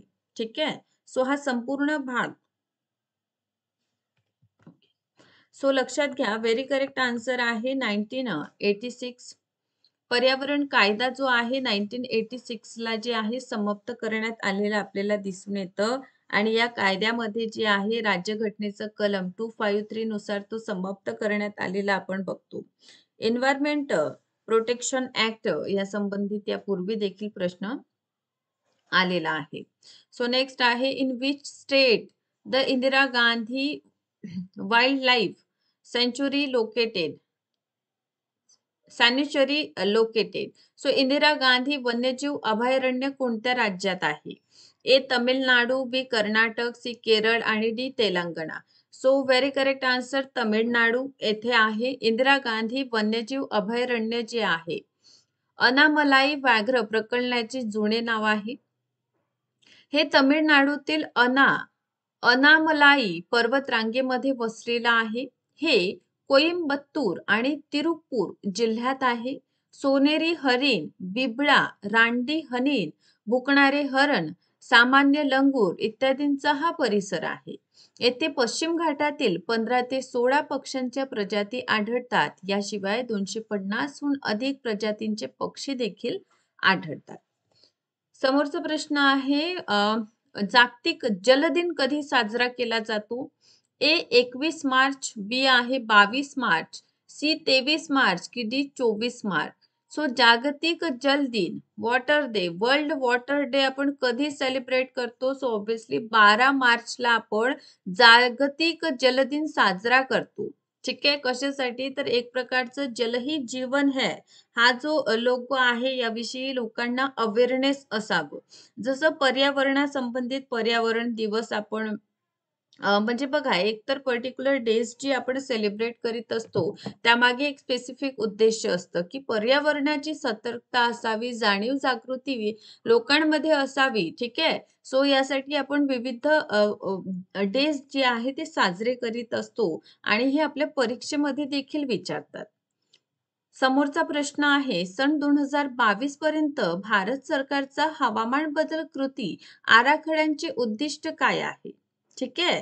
सो बघा by the year 2022 the climate change action plan of government of India aim काय आहे? ए 50 गिगावॅट पवन ऊर्जा, बी आहे 100 गिगावॅट पवन ऊर्जा, सी आहे 175 गिगावॅट नवीनीकरण ऊर्जा की डी 150 गिगावॅट नवीनीकरणीय ऊर्जा. सो लक्षात घ्या हे जे आपण बघतो क्लायमेट चेंज बद्दल जे राष्ट्रीय कृती आराखडा आहे त्यामध्ये 175 गिगावॅट नवीनीकरणीय ऊर्जाचं धैर्य आहे. केंद्र सरकारने 2022 पर्यंत 175 गिगावॅट नवीनीकरणीय ऊर्जा क्षमता स्थापित करण्याचं उद्दिष्ट ठेवलेलं. यामध्ये सौर ऊर्जापासून 100 गिगावॅट, वाऱ्यापासून 60 गिगावॅट, जैव ऊर्जेपासून 10 गिगावॅट आणि लघु जलविद्युत पासून 5 गिगावॅट. 2030 पर्यंत एकूण स्थापित वीज निर्मिती क्षमताची 40% जी वीज निर्मिती आहे ते नॉन जीवाश्म इंधन स्त्रोतांपासून गाठण्याचं उद्दिष्ट ठेवलेलं आपण बघतो. त्यामुळे इथे योग्य उत्तर सी आहे. समोरचा प्रश्न आहे खालीलपैकी कोणती मोहीम हवामान बदलावरील राष्ट्रीय कृती आराखडा अंतर्गत एक नाही? Which of the following is not one of the mission under National Action Plan on Climate Change? A. राष्ट्रीय जल मिशन, नॅशनल वॉटर मिशन, बी. राष्ट्रीय ऊर्जा कार्यक्षमता सुधार अभियान म्हणजे एनर्जी इफिशियन्सी इम्प्रूव्हमेंट वालं की सी. ग्रीन इंडिया मिशन आणि डी आहे राष्ट्रीय घनकचरा व्यवस्थापन अभियान म्हणजे हे जे सॉलिड वेस्ट मॅनेजमेंट आहे त्या संबंधित मिशन. तर मला सांगा याचं 8 मिशन आपण बघतो. आता विद्यार्थी मित्रांनो नवीन बॅच या संबंधित आपण सुरू करीत आहोत 13 जानेवारी पासून. सो नक्कीच त्या बॅचला जॉईन करा जेणेकरून हा संपूर्ण घटक किंवा आपण जे national action plan on climate change बघतो यामध्ये किती कृती आराखडा करण्यात आलेलं आहे. ठीक आहे. ह्या सगळ्या गोष्टी जे आहे आपल्याला कळून येईल. ठीक आहे. चला सो त्यामुळे लक्षात घ्या डी घन कचरा व्यवस्थापन नाही, राष्ट्रीय जल मिशन आहे, ऊर्जा कार्यक्षमता आहे, ग्रीन इंडिया मिशन आहे, हिमालयीन परिस्थितिकी संबंधित यामध्ये अभियान आपल्याला दिसून येतात. सो नेक्स्ट प्रश्न आहे हवामान बदलाच्या समस्येवर तोडगा काढण्यासाठी भारत सरकारने किती मिशन आपल्याला दिलेले आहे किंवा उद्दिष्ट किती ठेवलेले आहे मिशनच्या माध्यमातून? How many national mission of Indian government are there to address the problem of climate change? म्हणजे हवामान बदलावर तोडगा म्हणून किती आराखडा किंवा किती मिशन्स दिलेले आहे? Option A 6, option B 8, option C 12 की ऑप्शन डी 17. सो ऑब्विसली विद्यार्थी मित्रांनो आपल्याला 8 मिशन आहे ज्यामध्ये राष्ट्रीय जल मिशन आहे, ग्रीन इंडिया मिशन आहे. ठीक आहे. हिमालयीन परिस्थिती की सतत आवास ऊर्जा संबंधित अशा प्रकारचं 8 आपल्याला मिशन इथे अभ्यास करावं लागतं. समोरचा आहे Montreal protocol was passed in. हा प्रश्न मला वाटतं 2024 आणि यापूर्वी देखील मॉन्ट्रियल प्रोटोकॉल विषयी प्रश्न आपल्याला विचारलेला आहे. ठीक आहे. आणि मला वाटतं 24 मध्ये विचारलेला आहे की मॉन्ट्रियल प्रोटोकॉल कशाशी रिलेटेड आहे. सो मॉन्ट्रियल प्रोटोकॉल पारित कधी झालं? ए 1985, बी 1986, सी 1987 की डी 1990. आता लक्षात घ्या, मॉन्ट्रियल प्रोटोकॉल जे आहे 1987 म्हणजे ऑप्शन सी आपलं योग्य उत्तर आहे. कारण मॉन्ट्रियल प्रोटोकॉल 1987 ला मंजूर झालेला आहे. कशासाठी? So ozone layer. ठीक आहे. आता काय होतं बघा, आपण बघतो सूर्यापासून जे अवशोषित किंवा हानिकारक किरणे येतात, त्यांना अवशोषित करण्याचं काम जे आहे हे लेयर करीत असतं. पण सध्या ओझोन जे आहे त्याला आपल्याला होल होत असताना दिसून येतात. सो यामुळे ओझोनचं संरक्षण करण्यासाठी आपण बघतो, की ओझोन डे सुद्धा आपण सेलिब्रेट करतो, आहे ना? सो मॉन्ट्रियल प्रोटोकॉल जे आहे ओझोन क्षरण थांबवणे, ठीक आहे, यासाठी मॉन्ट्रियल प्रोटोकॉल झालेला आहे. कधी झालेला आहे तर 1987. सो हा स्पेसिफिक टॉपिक यापूर्वी देखील आपल्याला परीक्षेमध्ये विचारलेला आहे. त्यामुळे परीक्षेच्या दृष्टिकोनातून हा खूप महत्त्वाचा टॉपिक ठरतो. नेक्स्ट आहे पर्यावरण दिवस कधी साजरा केला जातो? ठीक आहे. Environment day celebrate. ठीक आहे. कधी होतं? ए 29 डिसेंबर, बी 15 मे, 15 मे, सी 5 जून की डी नन ऑफ अबव यापैकी नाही.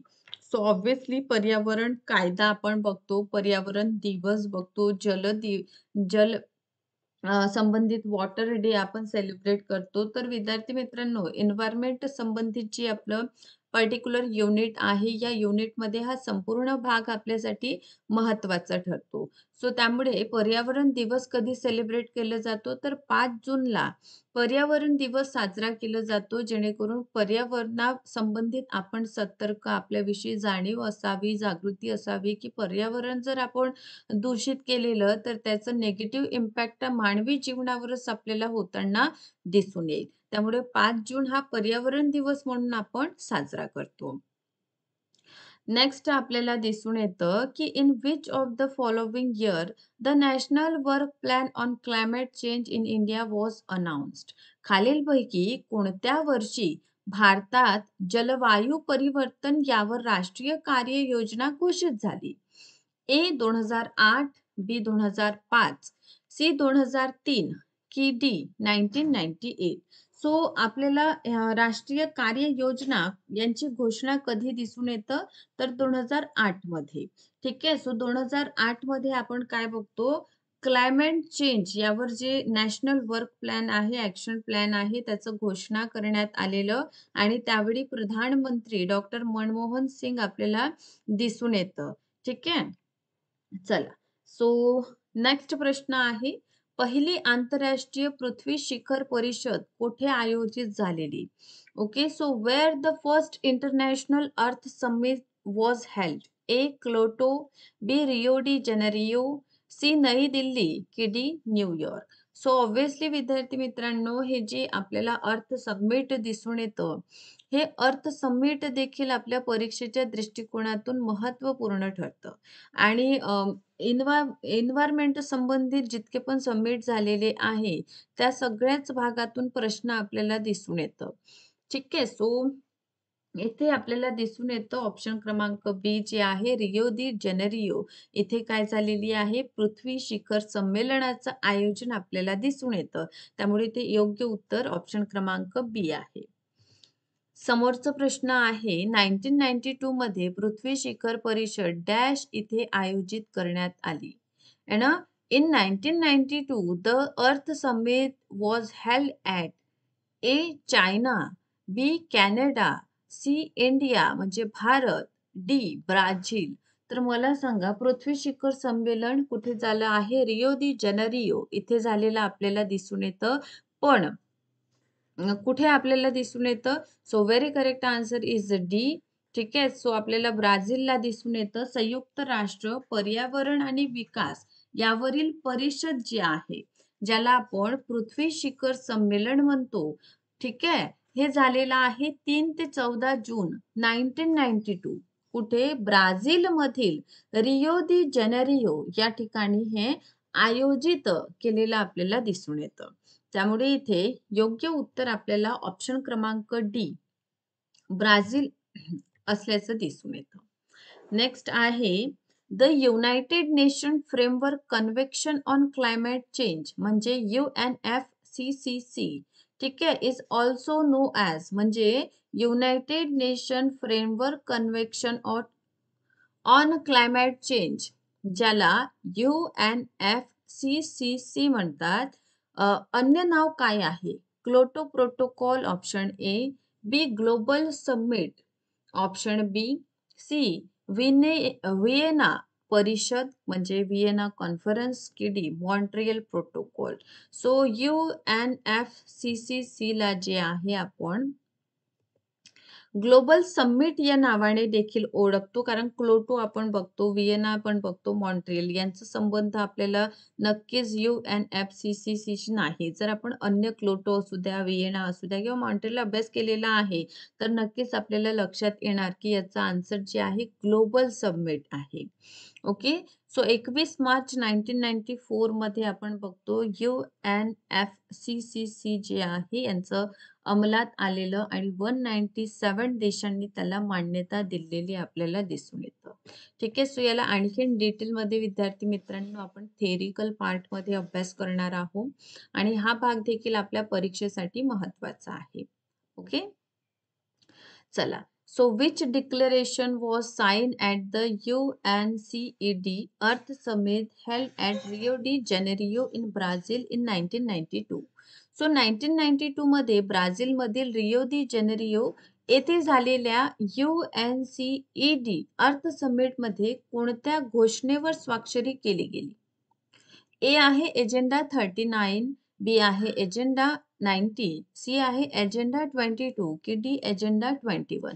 सो विद्यार्थी मित्रांनो इथे नक्कीच आपल्याला लक्षात घ्यायला हवं की रिओ दी जेनेरिओ म्हणजे जे आपलं अर्थ समिट आहे, या अर्थ समिटमध्ये एजेंडा 21 जे आहे ते पारित करण्यात आलेलं आपल्याला दिसून येतं.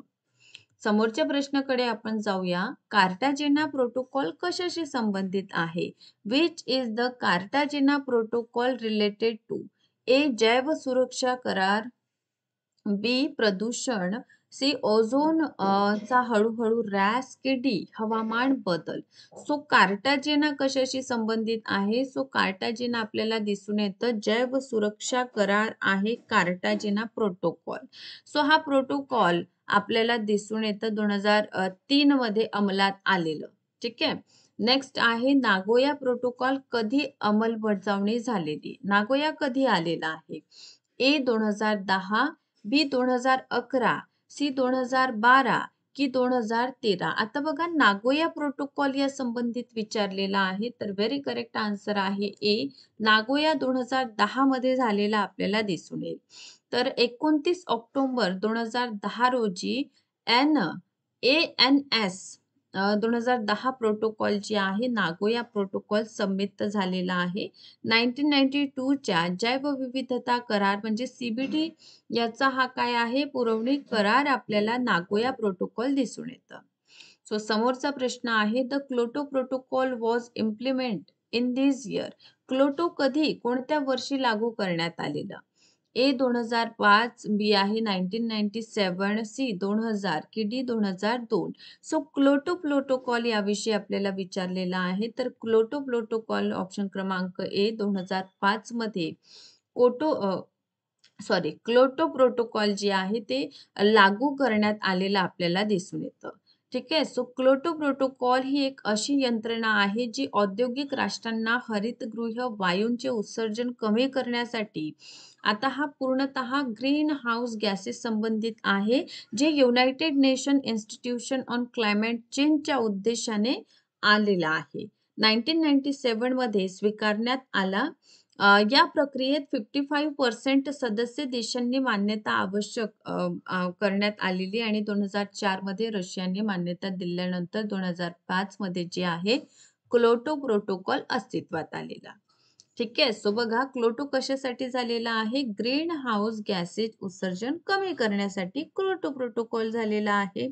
नेक्स्ट आहे क्योटो प्रोटोकॉल नियमानुसार खालीलपैकी कोणते प्रदूषक 6 प्रदूषकांपैकी एक आहे? Which of the following is the one of the 6 polluter under the Kyoto Protocol rule? ए आहे पेरिफ्लोरो कार्बन, बी आहे क्लोरीन, सी आहे फॉस्फिन, आणि डी आहे कार्बन मोनोऑक्साईड. 6 पैकी कोणतं एक आहे म्हणतं, तर व्हेरी करेक्ट ए आहे पेरफ्लोरोकार्बन आहे. तर हे 6 बघा, एक आहे carbon dioxide, methane, nitrous oxide, perfluorocarbon आहे, हायड्रोक्लोरोफ्लोरोकार्बन आहे आणि last one is sulphur hexafluoride आहे. सो अशा प्रकारचे 6 आपल्याला काय दिसून येतं, प्रोटोकॉलमधील गॅसेस जे आहे त्यांचं हे नाव आहे. आणि नक्कीच परीक्षेच्या दृष्टिकोनातून हे CO2, CH4, NO2, N2O, ठीक आहे, PFC आणि FSC आणि SF6 हे जे वायू आहे हे महत्वाचं आहे. नेक्स्ट आहे आंतरराष्ट्रीय स्वैर आघाडी स्थापन करण्यासाठी संयुक्तपणे कोणी पुढाकार घेतला? ए अमेरिका आणि फ्रान्स, बी आहे भारत आणि फ्रान्स, सी आहे स्वीडन आणि भारत, की डी भारत आणि चीन. सो आंतरराष्ट्रीय स्वैर आघाडी जी आहे कशासाठी झालेली आहे? स्वैर क्षमता जे आहे सोलर अलायन्स आपल्याला दिसून येतं France and India. So very correct answer is B. ठीक, समोर जाऊया आपण. खालीलपैकी कोणत्या करारानुसार जागतिक सरासरी तापमानातील वाढ 2 अंश सेल्सिअसच्या खाली मर्यादित ठेवण्याचा निर्णय घेण्यात आलेलं? ठीक आहे, सो बघा म्हटलेलं आहे under which of the following agreement was decide to limit the rise in global average temperature two degree Celsius. A Paris करारमध्ये 2 म्हणजे तापमान वाढ जी आहे त्या संबंधित निर्णय घेण्यात आलेलं, की 2 Kyoto protocol, C Montreal protocol, की 4 रिओ शिखर संमेलन. सो इथे व्हेरी करेक्ट आन्सर आहे पॅरिस करार. कारण पॅरिस करार याचा संबंध आपल्याला दिसून येतं की तापमान टेम्परेचर राईज याच्याशी आहे. ओके, सो त्यामुळे very correct answer is A. Then आहे the Paris agreement is also known as. Paris करार कोणत्या अन्य नावाने ओळखला जातो? ए आहे COP म्हणजे COP 18, बी आहे COP 20, सी आहे COP 21, की 4 यापैकी काहीही नाही. सो पॅरिस करार जी आहे COP 21, ठीक आहे, कॉन्फरन्स ऑफ पार्टीज 21 या नावाने, म्हणजे कॉप याचा फुल फॉर्म आहे कॉन्फरन्स ऑफ पार्टीज. ओके, विमर्शी स्तरावरील अध्यापन, ओके, हे कशावर आधारित आहे? लेवल ऑफ टीचिंग वर हा प्रश्न आहे. बघा, ए शिक्षण केंद्रीय विषय केंद्रीय आहे पण विद्यार्थी केंद्रित नाही. ब आहे शिक्षक केंद्रित नसून विषय केंद्रीय आणि शिकाऊ केंद्रीय आहे. क आहे शिक्षक केंद्रीय पण विषय केंद्रीय आणि विद्यार्थी केंद्रित नाही. सी म्हणतं ती शिक्षक केंद्रीय आणि विषय केंद्रीय नसून ते शिकाऊ मध्ये लर्नर सेंटर्ड आहे. सो विद्यार्थी मित्रांनो, विमर्शी म्हणजे reflective level of teaching. Reflective level of teaching जे आहे ते शिक्षकाची इथे मेन भूमिका नसतं, एक मार्गदर्शक म्हणून असतं, विषय केंद्रीय नसतं, पण लर्नर सेंटर असतं, म्हणजे वास्तविक जीवनाच्या ज्या समस्या आहे ते इथे सोडवतात. कोड शिकणारा, ठीक आहे. नेक्स्ट आहे प्रौढ अध्ययनार्थी, ठीक आहे. ए सहाय्यित प्रेरित असतो, बी आहे स्वयं प्रेरित असतो, सी आहे कुटुंब प्रेरित असतो, की डी समाज प्रेरित असतो. ऑब्विसली अडल्ट लर्नर हा एक महत्वाचा प्रश्न आहे, जे स्वयं प्रेरित सेल्फ मोटिवेटेड असतो, त्यामुळे ऑप्शन बी. समोर जाऊया. अध्यापनाच्या आधुनिक सहाय्यभूत प्रणालीमध्ये कशाचा समावेश होतो? आता बघा, हे जे सपोर्ट मटेरियल्स आहे, ज्यामध्ये मॉडर्न्स मध्ये मी तुम्हाला यापूर्वी सांगितलेलं आहे स्वयंप्रभा, स्वयंप्रभा आणि मूक आहे ना. आणि जे हे आहे काय म्हणतो आपण पारंपरिक, ह्या पारंपरिक असे दोनही लिस्ट करा, यावर प्रश्न दरवर्षी येतं. चला, तर इथे आपल्याला आधुनिक सहाय्यभूत प्रणालीमध्ये हे तीनही आले. आणखीनही आहे, जसं option A smart board, option B green board, option C तक्ते आणि ऑप्शन डी नकाशे. तर नक्कीच विद्यार्थी मित्रांनो, स्मार्ट बोर्ड हा काय आहे? आधुनिक सहाय्यभूत प्रणालीमध्ये येणार. ग्रीन बोर्ड, तक्ते, नकाशे हे ट्रेडिशनल मध्ये येणार. कशामध्ये येणार? हे ट्रेडिशन मध्ये येणारे आहे, त्यामुळे ऑप्शन ए इथे आपलं योग्य उत्तर आहे. नेक्स्ट आहे ओके, अंतर्गत मूल्यमापनाला खालीलपैकी काय लागू पडत नाही? Which of the following does not apply to internal assessment? आता मी तुम्हाला सांगितलेलं आहे इंटरनल असेसमेंट विषयी कशामध्ये काही दिवसापूर्वी. ए बघा, अध्यापन आणि मूल्यमापन यांचं एकात्मीकरण. बी आहे कौशल्य आणि क्षमता यांची तपासणी. सी आहे समकालीन आणि निरंतर. की ऑप्शन डी केवळ संपादन चाचण्यांचा उपयोग. तर बघा, अंतर्गत मूल्यांकनामध्ये काय लागू नाही, तुम्ही पूर्ण प्रश्न जे आहे त्याला रीड आउट करायचं है ना. आता इथे काय होत आहे, इथे आपल्याला टीचिंगचं आपल्याला मूल्यमापन होताना दिसून येईल. आपलं कौशल्य, आपलं जे क्षमता आहे याचं सुद्धा यामध्ये मापन होताना दिसून येईल.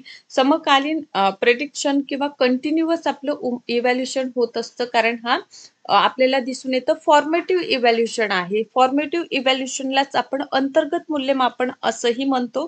त्यामुळे इथे जे आहे ना, चाचण्या जे आपल्या आहे म्हणजे अचिव्हमेंट टेस्ट जे आहे त्या संबंधित आपल्याला दिसून येत नाही. त्यामुळे इथे आपण ऑप्शन डी ला चूज केलेला आहे. नेक्स्ट आहे विमर्शी अध्यापन म्हणजे काय. आता इथे तुम्हाला नक्कीच दिसून येत आहे कोरिलेटेडच आहे, हे दरवर्षीचे प्रश्न आहे. ठीक आहे, चलो. ए अध्ययनाबाबत विचार करण्याची चक्रीय प्रक्रिया. बी आहे अध्यापनाबाबत विचार करण्याची रेखीय प्रक्रिया. सी आहे अध्यापनाबाबत विचार करण्याची चक्रीय प्रक्रिया. की डी अध्यापनाबाबत विचार करण्याची रेखीय. आता बघा, चक्रीय म्हणजे काय, जे गोल चालणार. रेखीय म्हणजे काय, जे समांतर लिनियर असेल. ठीक आहे, लिनियर असेल म्हणजे एका सरळ रेषेमध्ये असेल. ठीक आहे, तर त्यामुळे आपल्याला विमर्शी लेवल जी आहे म्हणजे रिफ्लेक्टिव्ह लेवल ऑफ टीचिंग जे आहे ते कशा प्रकारचं आपल्याला दिसून येतं है ना. हा, रिफ्लेक्टिव्ह लेवल ऑफ टीचिंग हे कशा प्रकारचं आपल्याला दिसून येईल. ठीक आहे, हा. तर यामध्ये बघा, विमर्शी म्हणजे RLT है ना, हे आपल्याला चक्रीय स्वरूपाची दिसून येतं, ज्यामध्ये अध्यापनाबाबत विचार करण्याची प्रक्रिया यामध्ये काय असतं, सहभागी असतं. ज्यामध्ये आपण काय बघतो, प्लॅन असतं है ना. यामध्ये काय असतं, ऍक्ट असतं. ठीक आहे, यामध्ये आपल्याला काय दिसून येतं, ऑब्झर्वेशन दिसून येतं. यामध्ये आपल्याला रिफ्लेक्शन सुद्धा दिसून येतं. तर अशा प्रकारे हे चक्रीय चालते. ठीक आहे, चलो. नेक्स्ट, शिक्षकाने डॅश ओळखून अध्यापन करायला हवं है ना. By the teacher dash must be identify and टॉट. ए विद्यार्थ्यांची आर्थिक स्थिती. आता हा प्रश्न बघा, आपण बघतो की आपल्या पर्टिक्युलर टीचिंगला प्रभावित करणारे कोणते घटक आहे है ना, असं आपण टॉपिक बघतो, शिक्षणाला प्रभावित करणारे घटक है ना. तर यामधून शिक्षकाने डॅश ओळखून टीचिंग करायला हवं या टॉपिकशी हे कोरिलेटेड प्रश्न विचारलेला आहे. ए विद्यार्थ्यांची आर्थिक स्थिती. बी आहे विद्यार्थ्यांमधील व्यक्तिभेद. सी आहे पालकांची आर्थिक स्थिती, पॅरेंट्स इकॉनॉमिकल या फायनान्शियल स्टेटस. और डी पालकांमधील व्यक्तिभेद. आता मला सांगा, शिक्षक जे आहे स्पेसिफिक स्टुडंटला शिकवत आहे, त्यामुळे स्टुडंट रिलेटेड गोष्टी असेल, मग विद्यार्थ्याच्या पृष्ठभूमीशी आपल्याला काही घेणं देणं नाही, आपण सगळे समान आहोत है ना. हा, नेक्स्ट, पालकांची आर्थिक स्थिती कमी आहे, जास्त आहे, कशी आहे, यापेक्षा आपण जे विद्यार्थी आपले आहे ते सगळे आपल्याला समान आहे. आणि सोबतच पालकांमधील व्यक्तिभेदाशी आपल्याला काहीच करायचं नाही, पण विद्यार्थ्यांमधील जे व्यक्तिभेद आहे ते आपल्या टीचिंगला काय करेल, नक्कीच प्रभावित करेल है ना. कारण प्रत्येक विद्यार्थी हा भिन्न आहे. रंग, उंची, आवड, निवड, विषय सगळ्यांचं वेगळं असतं, इंटरेस्ट सगळ्यांचं वेगळं असतं. आणि मेजरली काही विद्यार्थी स्लो लर्नर असतात, काही प्रतिभावंत असतात आणि काही मध्यम असतात. त्यामुळे हे एक शिक्षकाला जे आहे ते ओळखता यायला हवे आणि त्यानुसार त्याचं अध्यापनाचे जे मेथड्स आहे ते असायला हवे. नेक्स्ट आहे अध्यापनाच्या पारंपरिक सहाय्यभूत प्रणालीमध्ये कशाचा समावेश होतो. जसं मित्रांनो मी तुम्हाला यापूर्वीच सांगितलेलं आहे, अध्यापन है ना, यामध्ये जे सपोर्ट मटेरियल आहे, सामग्री आहे है ना, याचं दोन भाग करा. एक आधुनिक है ना, आधुनिक सहाय्यभूत प्रणाली आणि एक आहे पारंपरिक. काय आहे, पारंपरिक प्रणाली. ठीक आहे, तर हे दोन मस्ट बी इम्पॉर्टंट असे टॉपिक आहे. इथे बघा A white board, B smart board, C digital board और डी त्रिमितीय प्रतिकृती. सो म्हटलेलं आहे ट्रेडिशनल प्रणालीमध्ये कशाचा समावेश होतो? व्हाईट बोर्डचा होतो. ठीक आहे, चलो तर व्हेरी करेक्ट आन्सर आहे ए. समोर जाऊया. शिक्षक विद्यार्थ्यांच्या वह्या तपासतात आणि शेरे देतात, याला आपण काय म्हणूया? ठीक आहे. ए नोंदवही तपासणी, दैनंदिन शेरे, सी आहे मूल्यमापन की डी मूल्यांकन. विद्यार्थी मित्रांनो, डेली बेसिसवर काय करीत आहे? एक शिक्षक वह्या तपासत आहे आणि डेली बेसिसवर तपासत असणाऱ्या या वह्यांना आपण काय म्हणूया? मूल्यमापन. ओके, इव्हॅल्युएशन याला म्हटलं जातं. त्यामुळे ऑप्शन सी सोबत आपण जाणार. नेक्स्ट प्रश्न आहे, जसं की वारंवार म्हणत आहे, लेवल ऑफ टीचिंग जे आहे यांवर प्रश्न असतं. इथे अध्यापनाचं आकलन म्हणजे ULT लेवलवर प्रश्न आहे. अंडरस्टँडिंग लेवल ऑफ टीचिंग वर आधारित हा प्रश्न आहे. अध्यापनाच्या आकलन स्तरामध्ये कशाचा अंतर्भाव होतो?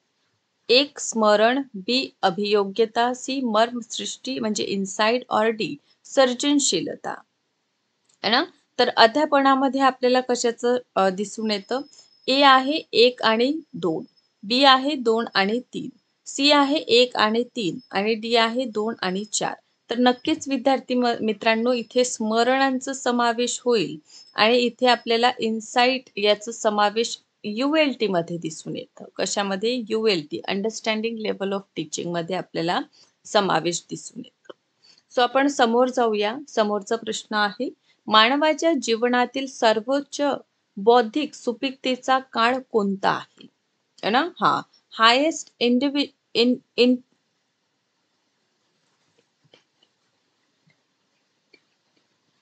हायेस्ट इंटेलेक्च्युअल, ठीक आहे, फर्टिलिटी इन ह्युमन लाईफ म्हटलेलं आहे.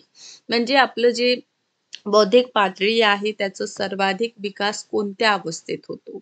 आता यामध्ये आपल्याला एक आपण बघतो अडल्संट आणि अडल्टचा आपण टॉपिक बघतो. म्हणजे शिकणाऱ्यांची काय वैशिष्ट्ये आहे यामध्ये हा भाग अभ्यास करायचा असतं. आहे बालपणामध्ये सर्वाधिक आपल्या जे बौद्धिक क्षमता आहे त्याचा विकास होतं. ब आहे कुमार अवस्था म्हणजे ॲडोलसंट आणि सी आहे प्रौढावस्था म्हणजे अडल्टहुड और डी वृद्धत्व आणि ओल्ड एज. मला सांगा, ऑब्व्हियसली वृद्धत्व तर नसेलच आपलं आणि बालपण हे पूर्णतः आपल्याला दिसून येतं की एक लर्निंग टाइम पिरियड असतं आहे ना. त्यामुळे आपण जिथे कन्फ्यूज होत असतो तो म्हणजे कुमारावस्था आणि प्रौढावस्था.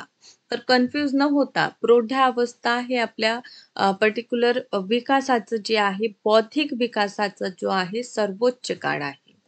समोरचा प्रश्न आहे, डॅशचा उपयोग करून हिस्ट्री हा विषय शिकवता येत नाही. ठीक आहे. हा ओके. ए डिजिटल तक्ते, बी नकाशे, सी दिग्दर्शक पद्धती आणि डी आहे भूमिका पालन पद्धती. आता पर्टिक्युलर हिस्ट्रीचं इथे विचारलेला आहे ना. इतिहास शिकवताना कोणत्या पद्धतीचा आपण वापर करू शकतो?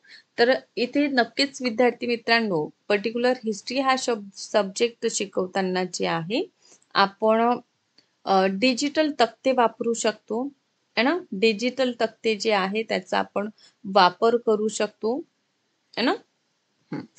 म्हणजे असं एखादी डिजिटल तक्ता दाखवला आणि त्या आधारे है ना. हा चलो.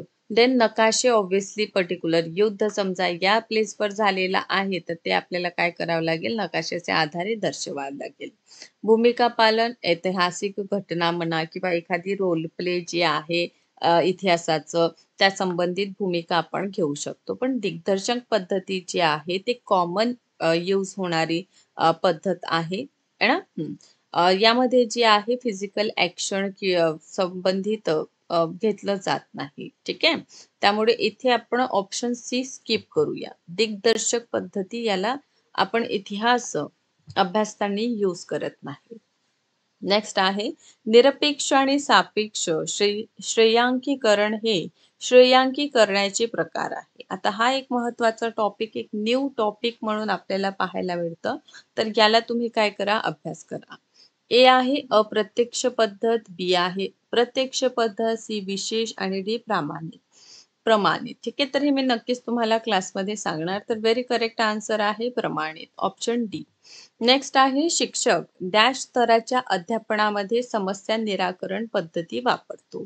इथे डायरेक्टली शिक्षक म्हटलेलं आहे. Teacher in level of teaching of the use problem solving method. कुठे आपण यूज करतो? ए स्मरण, बी आकलन, सी आहे विमर्शी आणि डी आहे मूलभूत म्हणजे बेसिक. स्मरण म्हणजे MLT आहे ना, आकलन म्हणजे अंडरस्टँडिंग लेवल ऑफ टीचिंग आणि विमर्शी म्हणजे रिफ्लेक्टिव्ह लेवल ऑफ टीचिंग. मूलभूत म्हणजे बेसिक. ओके, तर नक्कीच प्रॉब्लेम आपण कुठे सॉल्व्ह करीत असतो? RLT मध्ये, म्हणजेच रिफ्लेक्टिव्ह लेवल ऑफ टीचिंग जे आहे, या रिफ्लेक्टिव्ह लेवल ऑफ टीचिंग मध्ये आपण काय करतो? समस्या जे आहे ते सोडवत असतो. ठीक आहे, नेक्स्ट आहे यांच्याकडून मिळालेले वर्ग अध्यापनाबाबतचे प्रत्याभरण शिक्षकांसाठी महत्वाचे प्रत्याभरण असतं. आता हे प्रत्याभरण म्हणजे काय? सो फीडबॅक काय आहे? फीडबॅक आहे. विद्यार्थी आणि ग्रंथपाल. ब आहे शिक्षक सहकारी आणि ग्रंथपाल. सी आहे विद्यार्थी आणि पालक. डी आहे विद्यार्थी आणि शिक्षक सहकारी. तर नक्कीच विद्यार्थी आणि पालक यांना प्रत्याभरण शिक्षकाकडून मिळत असेल त्यासाठी PTM होत असतं ना, हा, आणि एक पर्टिक्युलर प्रोग्रेस जे आहे बालकांचं ते PTMच्या माध्यमातून दर्शविलं जातं. त्यामुळे ऑप्शन सी. नेक्स्ट आहे इतिहास विषयाचा अध्यापनासाठी ही जास्त उपयोगी पद्धत आहे ना. आपण काय अभ्यास करतो? टीचिंग मेथड हा टॉपिक अभ्यास करतो. ए आहे भूमिका पालन, बी दिग्दर्शक, सी प्रायोगिक आणि डी आहे अवगामी डाउनवर्ड्स. सो ऑब्विसली भूमिका पालन पद्धतीचा वापर करून आपण इतिहास विषय जो आहे तो शिकवू शकतो. त्यामुळे मित्रांनो इथे व्हेरी करेक्ट आन्सर ए आहे. नेक्स्ट आहे अध्यापन प्रक्रियेचे नियमन मूल्यमापन केले जाते कशाद्वारे? ए नैदानिक. The process of teaching is regulated by evaluation. A clinical म्हणजे नैदानिक. बी आहे स्थान निश्चिती म्हणजे आकारित आणि सकारित, फॉर्मेटिव्ह आणि समेटिव्ह आहे ना. सो ऑब्विसली इथे आपल्याला क्लिनिकल दिसून येतं है ना. Okay, A is very correct answer. Next आपल्याला प्रश्न दिसून येतं जर अध्यापनाची स्मृती स्तरावर शिकवले तर विद्यार्थ्यांना डॅशच्या संपादनासाठी विलक्षण शक्ती मिळेल. काय म्हटलेलं आहे? स्मृती म्हणजे मेमोरी स्तरावर शिकवले तर काय होईल? वास्तविक माहिती त्यांना मिळेल. सामान्यीकृत अंतर्दृष्टीमुळे की समस्या जे आहे निराकरण क्षमता वाढेल. ए केवळ 2, बी आहे केवळ 1, सी आहे 1 आणि 2 आणि डी आहे 2 आणि 3. सो नक्कीच विद्यार्थी मित्रांनो इथे फक्त वास्तविक माहिती मिळेल कारण आपण MLT द्वारे म्हणजे मेमरी स्मरण जे आहे पाठांतर जे आहे त्यावर काय करीत आहोत? इथे मेजरली फोकस करीत आहोत. आणि जेव्हा आपण मेमरीवर प्रेस करणार आहोत त्यावेळी आपल्याला फॅक्च्युअल इन्फॉर्मेशन मिळेल. समस्या निराकरण हे RLT मध्ये प्रॉब्लेम सॉल्विंग ॲबिलिटी कधी होईल? आपलं रिफ्लेक्टिव्ह लेवल ऑफ टीचिंग मध्ये. त्यामुळे बीच हा योग्य उत्तर आहे. नेक्स्ट आहे डॅश विचारात घेऊन शिक्षकाने अध्यापन पद्धती निवडली पाहिजे. काय विचारात? म्हणजे the teacher should choose teaching method considering what? A अध्यापनकर्त्याचे स्वरूप, nature of the learner. B आहे साध्य करावयाच्या उद्दिष्टांचे स्वरूप, nature of the objective to be realised. C आहे शिक्षकांच्या स्वतःच्या क्षमता आणि निपुणता. आणि इथे बघा केवळ 1. बी आहे 1 आणि 2. सी आहे 1, 2 आणि 3 आणि डी मध्ये आहे केवळ 2. तर ऑब्विसली 1, 2 आणि 3 तीनही का बरं विचारलेला आहे की शिक्षकाने अध्यापन पद्धती निवडायची. तर कसं? ऑब्विसली जो शिकणारा आहे म्हणजे स्टुडंट किंवा लर्नर जो आहे त्याला लक्षात घेऊन साध्य करायचं जे गोल आहे अल्टिमेटली ते असणं आवश्यक आहे. स्वतःच्या क्षमता आणि त्यामध्ये निपुणता शिक्षकामध्ये सुद्धा असणं आवश्यक आहे है ना. त्यामुळे इथे आपण ऑप्शन क्रमांक सी सोबत जाणार आहोत. चलो नेक्स्ट प्रतिभावंत विद्यार्थ्यांचं मुख्य वैशिष्ट्य काय आहे? है ना. What is the main characteristics of gifted child. ते अंतर्मुख स्वरूपाचे असतात, इंट्रोवर्ट इन नेचर असतात. बी आहे त्यांच्या साहाय्या वर अवलंबून असतं म्हणजे डिपेंडिंग ऑन देअर पियर्स. और सी आहे ते बहिमुख स्वरूपाचे असतात है ना. एक्स्ट्रोवर्ट ते नेचरने असतात की निर्णयामध्ये किंवा त्यांच्या निर्णयामध्ये ते स्वतंत्र असतात. तर एक प्रतिभावंत विद्यार्थी हा त्याचा निर्णय ठीक आहे घेण्यासाठी सक्षम असतो. काय असतो तो? सक्षम असतो ठीक आहे डिसिजन घेण्यामध्ये. नेक्स्ट आहे प्रौढ अध्ययनकर्त्यासाठी अनुदेशनामध्ये डॅश भर देण्याची गरज असतं. ए प्रक्रिया आणि शिकवण्याचं आशय यावर सारखाच. बी आहे प्रक्रियेवर कमी आणि शिकवण्याच्या आशयावर जास्त फोकस असतो. सी आहे प्रक्रियेवर जास्त आणि शिकवण्याच्या आशयावर कमी फोकस असतो. प्रक्रिया आणि अध्यापन परिपक्व यावर सारखाच असतो. तर इथे बघा प्रौढ अध्ययनकर्त्यांचं अनुदेश म्हणजे इन्स्ट्रक्शन नीड टू फोकस है ना. तर इथे आपल्याला दिसून येतं प्रक्रियेवर जास्त फोकस आणि शिकवण्यावर कमी फोकस असतं कारण हा प्रौढ आहे, अडल्ट आहे. ठीक आहे. चलो नेक्स्ट. विद्यार्थ्यांच्या विशिष्ट आशयाच्या आकलनाबाबतची स्पष्ट कल्पना डॅश मूल्यमापन देतं. आणि इथे काय म्हटलेलं आहे? Clear idea about understanding of the student regarding particular content. A placement, B formative, C summative और डी डायग्नोस्टिक. म्हणजे स्थान निश्चिती, आकारित, सकारित की नैदानिक. तर ऑब्व्हियसली सबमेटिव्ह देतं कारण इथे काय म्हटलेलं आहे? विशिष्ट आशयाची स्पष्ट कल्पना. ते पास झाली की फेल हे कुठे कळेल? सबमेटिव्ह मध्ये कळेल ना. तो क्वेश्चन आहे अध्यापनाच्या कोणत्या स्तरावर कल्पना आणि माहिती कॅप्चर करणे आणि पद्धतशीरपणे सादर करणे यावर मुख्य लक्ष केंद्रित केले जाते. ए आहे मेमरी लेवल, बी आहे समजून घेण्याची पातळी, सी परावर्तन पातळी आणि डी आहे स्वायत्त विकास पातळी.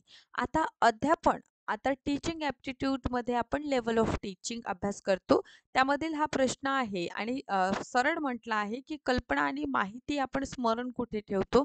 सो ऑब्व्हियसली ऑप्शन क्रमांक ए मेमरी लेवल मध्ये आपण काय करीत असतो? माहिती साठवून ठेवतो किंवा पाठांतर करण्यावर लक्ष देत असतो. नेक्स्ट क्वेश्चन आहे अध्यापनावरील विविध संशोधनाद्वारे ओळखल्या जाणाऱ्या काही मूलभूत शिक्षण क्षमतांची यादी खालीलप्रमाणे आहे. त्यापैकी कोणते वर्तणुकीशी संबंधित क्षमतांच्या क्षेत्रात येतात? ए आहे स्वतःची कार्यक्षमता, बी आहे नियोजन, सी आहे नियंत्रणाचे ठिकाण, डी आहे संवाद साधणे आणि ई आहे लवचिकता. बर. सो यामध्ये आपल्याला दिसून येतं की ऑप्शन ए आहे ए आणि बी, ऑप्शन बी बी आणि सी, ऑप्शन सी आहे डी आणि ई आणि ऑप्शन डी आहे बी आणि डी. सो बघा अध्यापनाच्या विविध स्तरावर आपण नियोजन बघतो. ठीक आहे. नियोजनासोबत संवाद साधणे कम्युनिकेशन करणे खूप महत्वाचं आहे. सो इथे आपलं ऑप्शन क्रमांक डी योग्य उत्तर आपल्याला दिसून येतं. नेक्स्ट वन आपल्याला प्रश्न दिसून येतात. नेक्स्ट प्रश्न आहे अध्यापनाच्या कोणत्या स्तरावर टीकात्मक ठीक आहे क्रिटिकल थिंकिंग विचारांना प्रोत्साहन देणे हॉल चिन्ह आहे. ही कोणती लेवल आहे ज्यामध्ये आपण क्रिटिकल थिंकिंग जे आहे ते करीत असतो? सो ए आहे memory level, B understanding level of teaching म्हणजे समजून घेण्याची किंवा आकलन पातळी, 3 आहे आपलं सी आहे रिफ्लेक्टिव्ह लेवल प्रतिबिंबित पातळी की ऑप्शन डी स्वायत्त विकास पातळी. सो आपण रिफ्लेक्टिव्ह लेवल ऑफ टीचिंग मध्ये काय करीत असतो? एखाद्या टॉपिक बद्दल क्रिटिकल थिंकिंग जे आहे ते करीत असतो. त्यामुळे इथे सी ऑप्शन योग्य आहे. प्रभावी शिक्षणाचे मुख्य वर्तन खालीलपैकी कोणत्या वैशिष्ट्यांद्वारे चिन्हांकित केले जाते? सो प्रभावी इफेक्टिव्ह टीचिंग यावर विचारलेला प्रश्न आहे. ए आहे रचना, बी आहे शिक्षण कार्य अभिमुखता, सी आहे निर्देशात्मक विविधता, डी आहे धडा स्पष्टता आणि ई आहे चौकशी. ऑप्शन बघा फक्त ए बी आणि सी, ऑप्शन बी आहे फक्त ए सी आणि डी, ऑप्शन सी आहे फक्त बी सी आणि डी आणि डी आहे आपलं फक्त सी डी आणि ई. आता बघा प्रभावी शिक्षकांचे वर्तन जे आहे त्यामध्ये आपण बघतो की शिक्षक जे आहे टास्क ओरिएंटेड असणं आवश्यक आहे, म्हणजे कार्य अभिमुखता त्यामध्ये असणं आवश्यक आहे. निर्देशनात्मक म्हणजे इन्स्ट्रक्शनल व्हरायटी त्यामध्ये असावी, म्हणजे विविधता असावी आणि सोबतच धडा क्लॅरिटी ऑफ लेसन त्यांच्यामध्ये असणं आवश्यक आहे. सो इथे बघा ऑप्शन सी आपल्याला योग्य उत्तर दिसून येतं. नेक्स्ट प्रश्न आहे, शिक्षणाचा कोणता सिद्धांत अध्यापनाच्या प्रतिबिंबित स्तरांना समर्थन देतो? ऑप्शन ए आहे थेरी ऑफ कंडिशन म्हणजे कंडिशनिंग सिद्धांत, बी आहे मजबूतीकरण सिद्धांत, सी आहे गरज कपात सिद्धांत आणि डी आहे संज्ञानात्मक क्षेत्र. सो अध्यापनाचं प्रतिबिंबित रिफ्लेक्टिव्ह लेवल ऑफ टीचिंग जे आहे ते आपल्याला कॉग्निटिव्ह फील्डमध्ये दिसून येतं. त्यामुळे योग्य उत्तर आहे आपला ऑप्शन डी. नेक्स्ट आहे खालीलपैकी फील्ड अवलंबित शिकण्याचे वैशिष्ट्ये ओळखा. ए संकल्पना आणि सामग्रींचे जागतिक पैलू ओळखतात, बी तथ्य आणि तत्वांवर लक्ष केंद्रित करतात, सी आहे एकट्याने काम करणे पसंत करतात, डी आहे शिक्षकाकडून मार्गदर्शन आणि प्रात्यक्षिक मागतो, ई आहे सहकार्य करायला आवडते. ऑप्शन बघा, ऑप्शन दिलेले आहेत की फक्त ए, बी आणि सी. ऑप्शन बी आहे ए, डी आणि ई. ऑप्शन सी आहे फक्त बी, सी आणि ऑप्शन डी. डी क्रमांकाचा ऑप्शन आहे फक्त सी, डी आणि ई.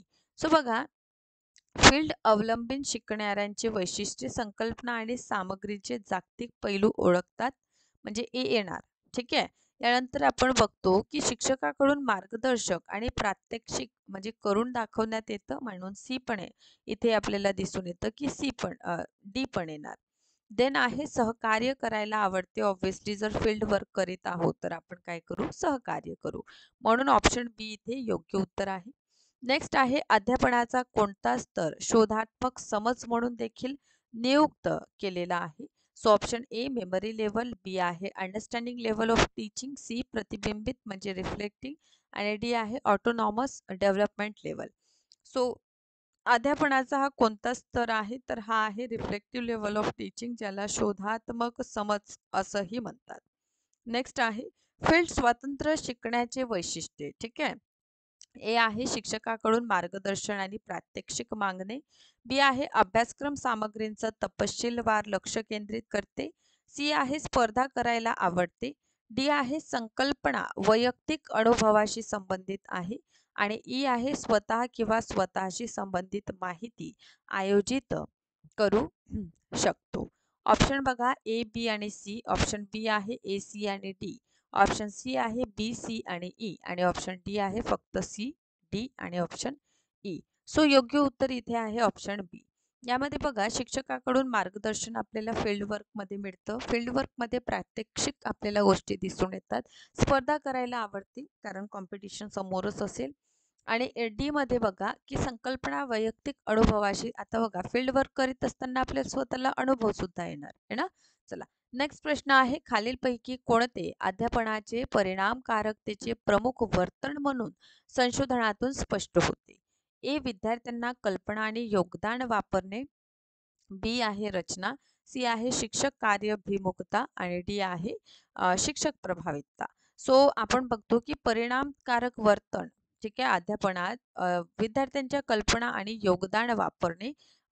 ऑप्शन ए आपल्याला इथे योग्य आन्सर दिसून येतं. नेक्स्ट प्रश्न आहे की खालीलपैकी यादीत अप्रत्यक्ष शिकवण्याची रणनीती ओळखायची आहे. ए आहे लक्ष वेधून घेणे, विद्यार्थ्यांच्या उद्दिष्टांची माहिती देणे आणि उत्तेजक सामग्री सादर करणे. बी आहे उदाहरणे आणि गैर उदाहरणांद्वारे संकल्पना तयार करणे. सी आहे स्पष्टीकरण आणि उदाहरण आणि सराव. चौथा आहे आपला पेअर शेअर तंत्रासह समस्या समाधान सादरीकरण. पाचवा आहे विद्यार्थ्यांना त्यांच्या स्वतःच्या अनुभवातील संदर्भ वापरण्यास प्रोत्साहित करणे. ऑप्शन बघा 2, 4, 5. Option B 1, 2, 3. Option C 2, 3 and 4 आणि ऑप्शन डी आहे 3, 4 अँड 5. सो या ठिकाणी आपण काय बघतो, तर आपल्याला अप्रत्यक्ष शिकवण्याची रणनीती बघायचं आहे, तर ज्यामध्ये लक्ष वेधून घेण्यासाठी विद्यार्थ्यांना उद्दिष्ट माहीत असावे. ठीक आहे. हा एक ऑप्शन आपल्याला योग्य वाटतं, त्यामुळे ए येणार. ठीक आहे, ऑप्शन बी बघा. त्यानंतर उदाहरणे आणि गैर उदाहरणांद्वारे संकल्पना तयार करणे आणि सोबतच स्पष्टीकरण, उदाहरण आणि सराव. सो इथे आपल्याला ऑप्शन बी जे आहे योग्य उत्तर दिसून येतं. नेक्स्ट वन प्रश्न आहे. चला, नेक्स्ट वन आपण बघतो. शब्दापेक्षा अधिक उद्बोधक आणि विस्तृत व संघटना आणि विचारांना चालना देण्यासाठी अधिक अचूक आणि प्रभावी अशा प्रतिमा वापरणाऱ्या तंत्रांचे नाव काय आहे? विचार मंथन, कथा बोर्डिंग, सी आहे सिनेस्टिक्स आणि माइंड मॅपिंग. सो आपल्याला दिसून येतं की ऑप्शन बी कथा बोर्डिंग जे आहे ते अधिक उद्बोधक आहे विचारांना प्रकट करण्यासाठी. नेक्स्ट आहे स्वयंप्रभा प्रक्षेपण आणि प्रक्षेपणासाठी वापरल्या जाणाऱ्या उपग्रहाला काय म्हणतात?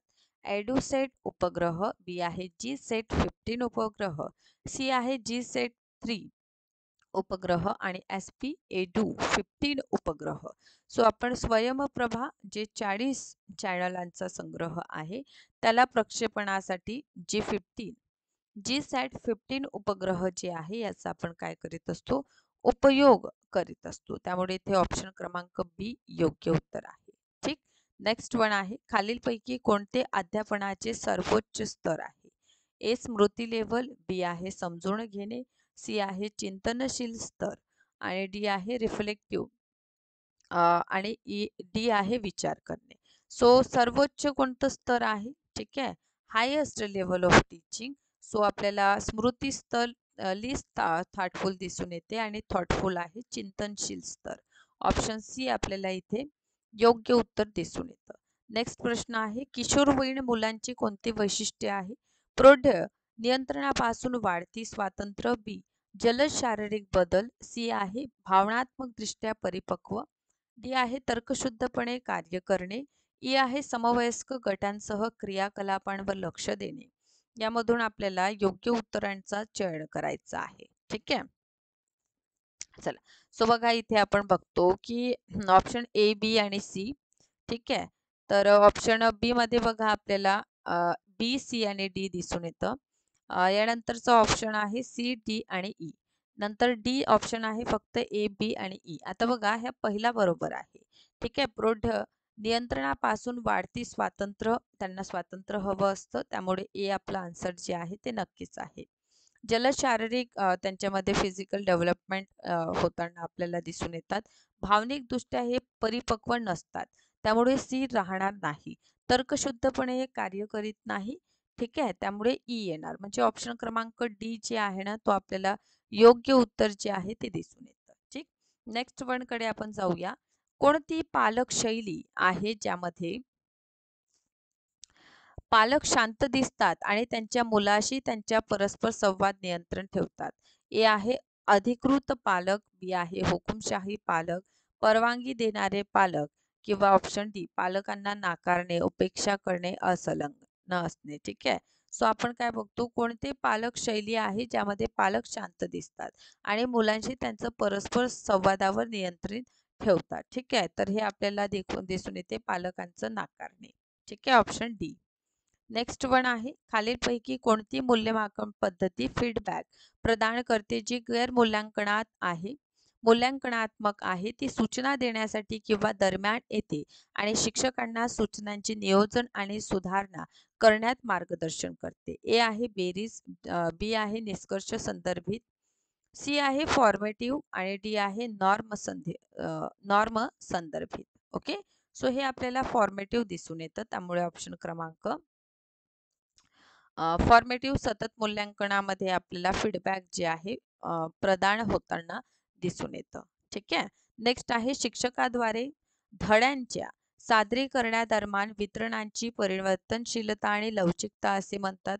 ए विचारशील अभ्यासक्रम, बी आहे उपदेशात्मक विविधता, सी आहे आकलन आणि डी आहे प्रति प्रक्रियात्मक प्रक्रियात्मक ज्ञान. सो आपल्याला दिसून येतं हे आहे ऑप्शन क्रमांक डी प्रक्रियात्मक ज्ञान आपल्याला दिसून येतात है ना. सो बघा यामध्ये काय आहे सॉरी यामध्ये काय आहे, हे महत्वपूर्ण प्रश्न आहे आपल्या एक्झामिनेशन साठी. ठीक आहे, सो अशाच प्रकारे या सेशन्सला बघत राहा. सेशनला लाईक करा, शेअर करा, चॅनल सबस्क्राईब करा. Thank you so much.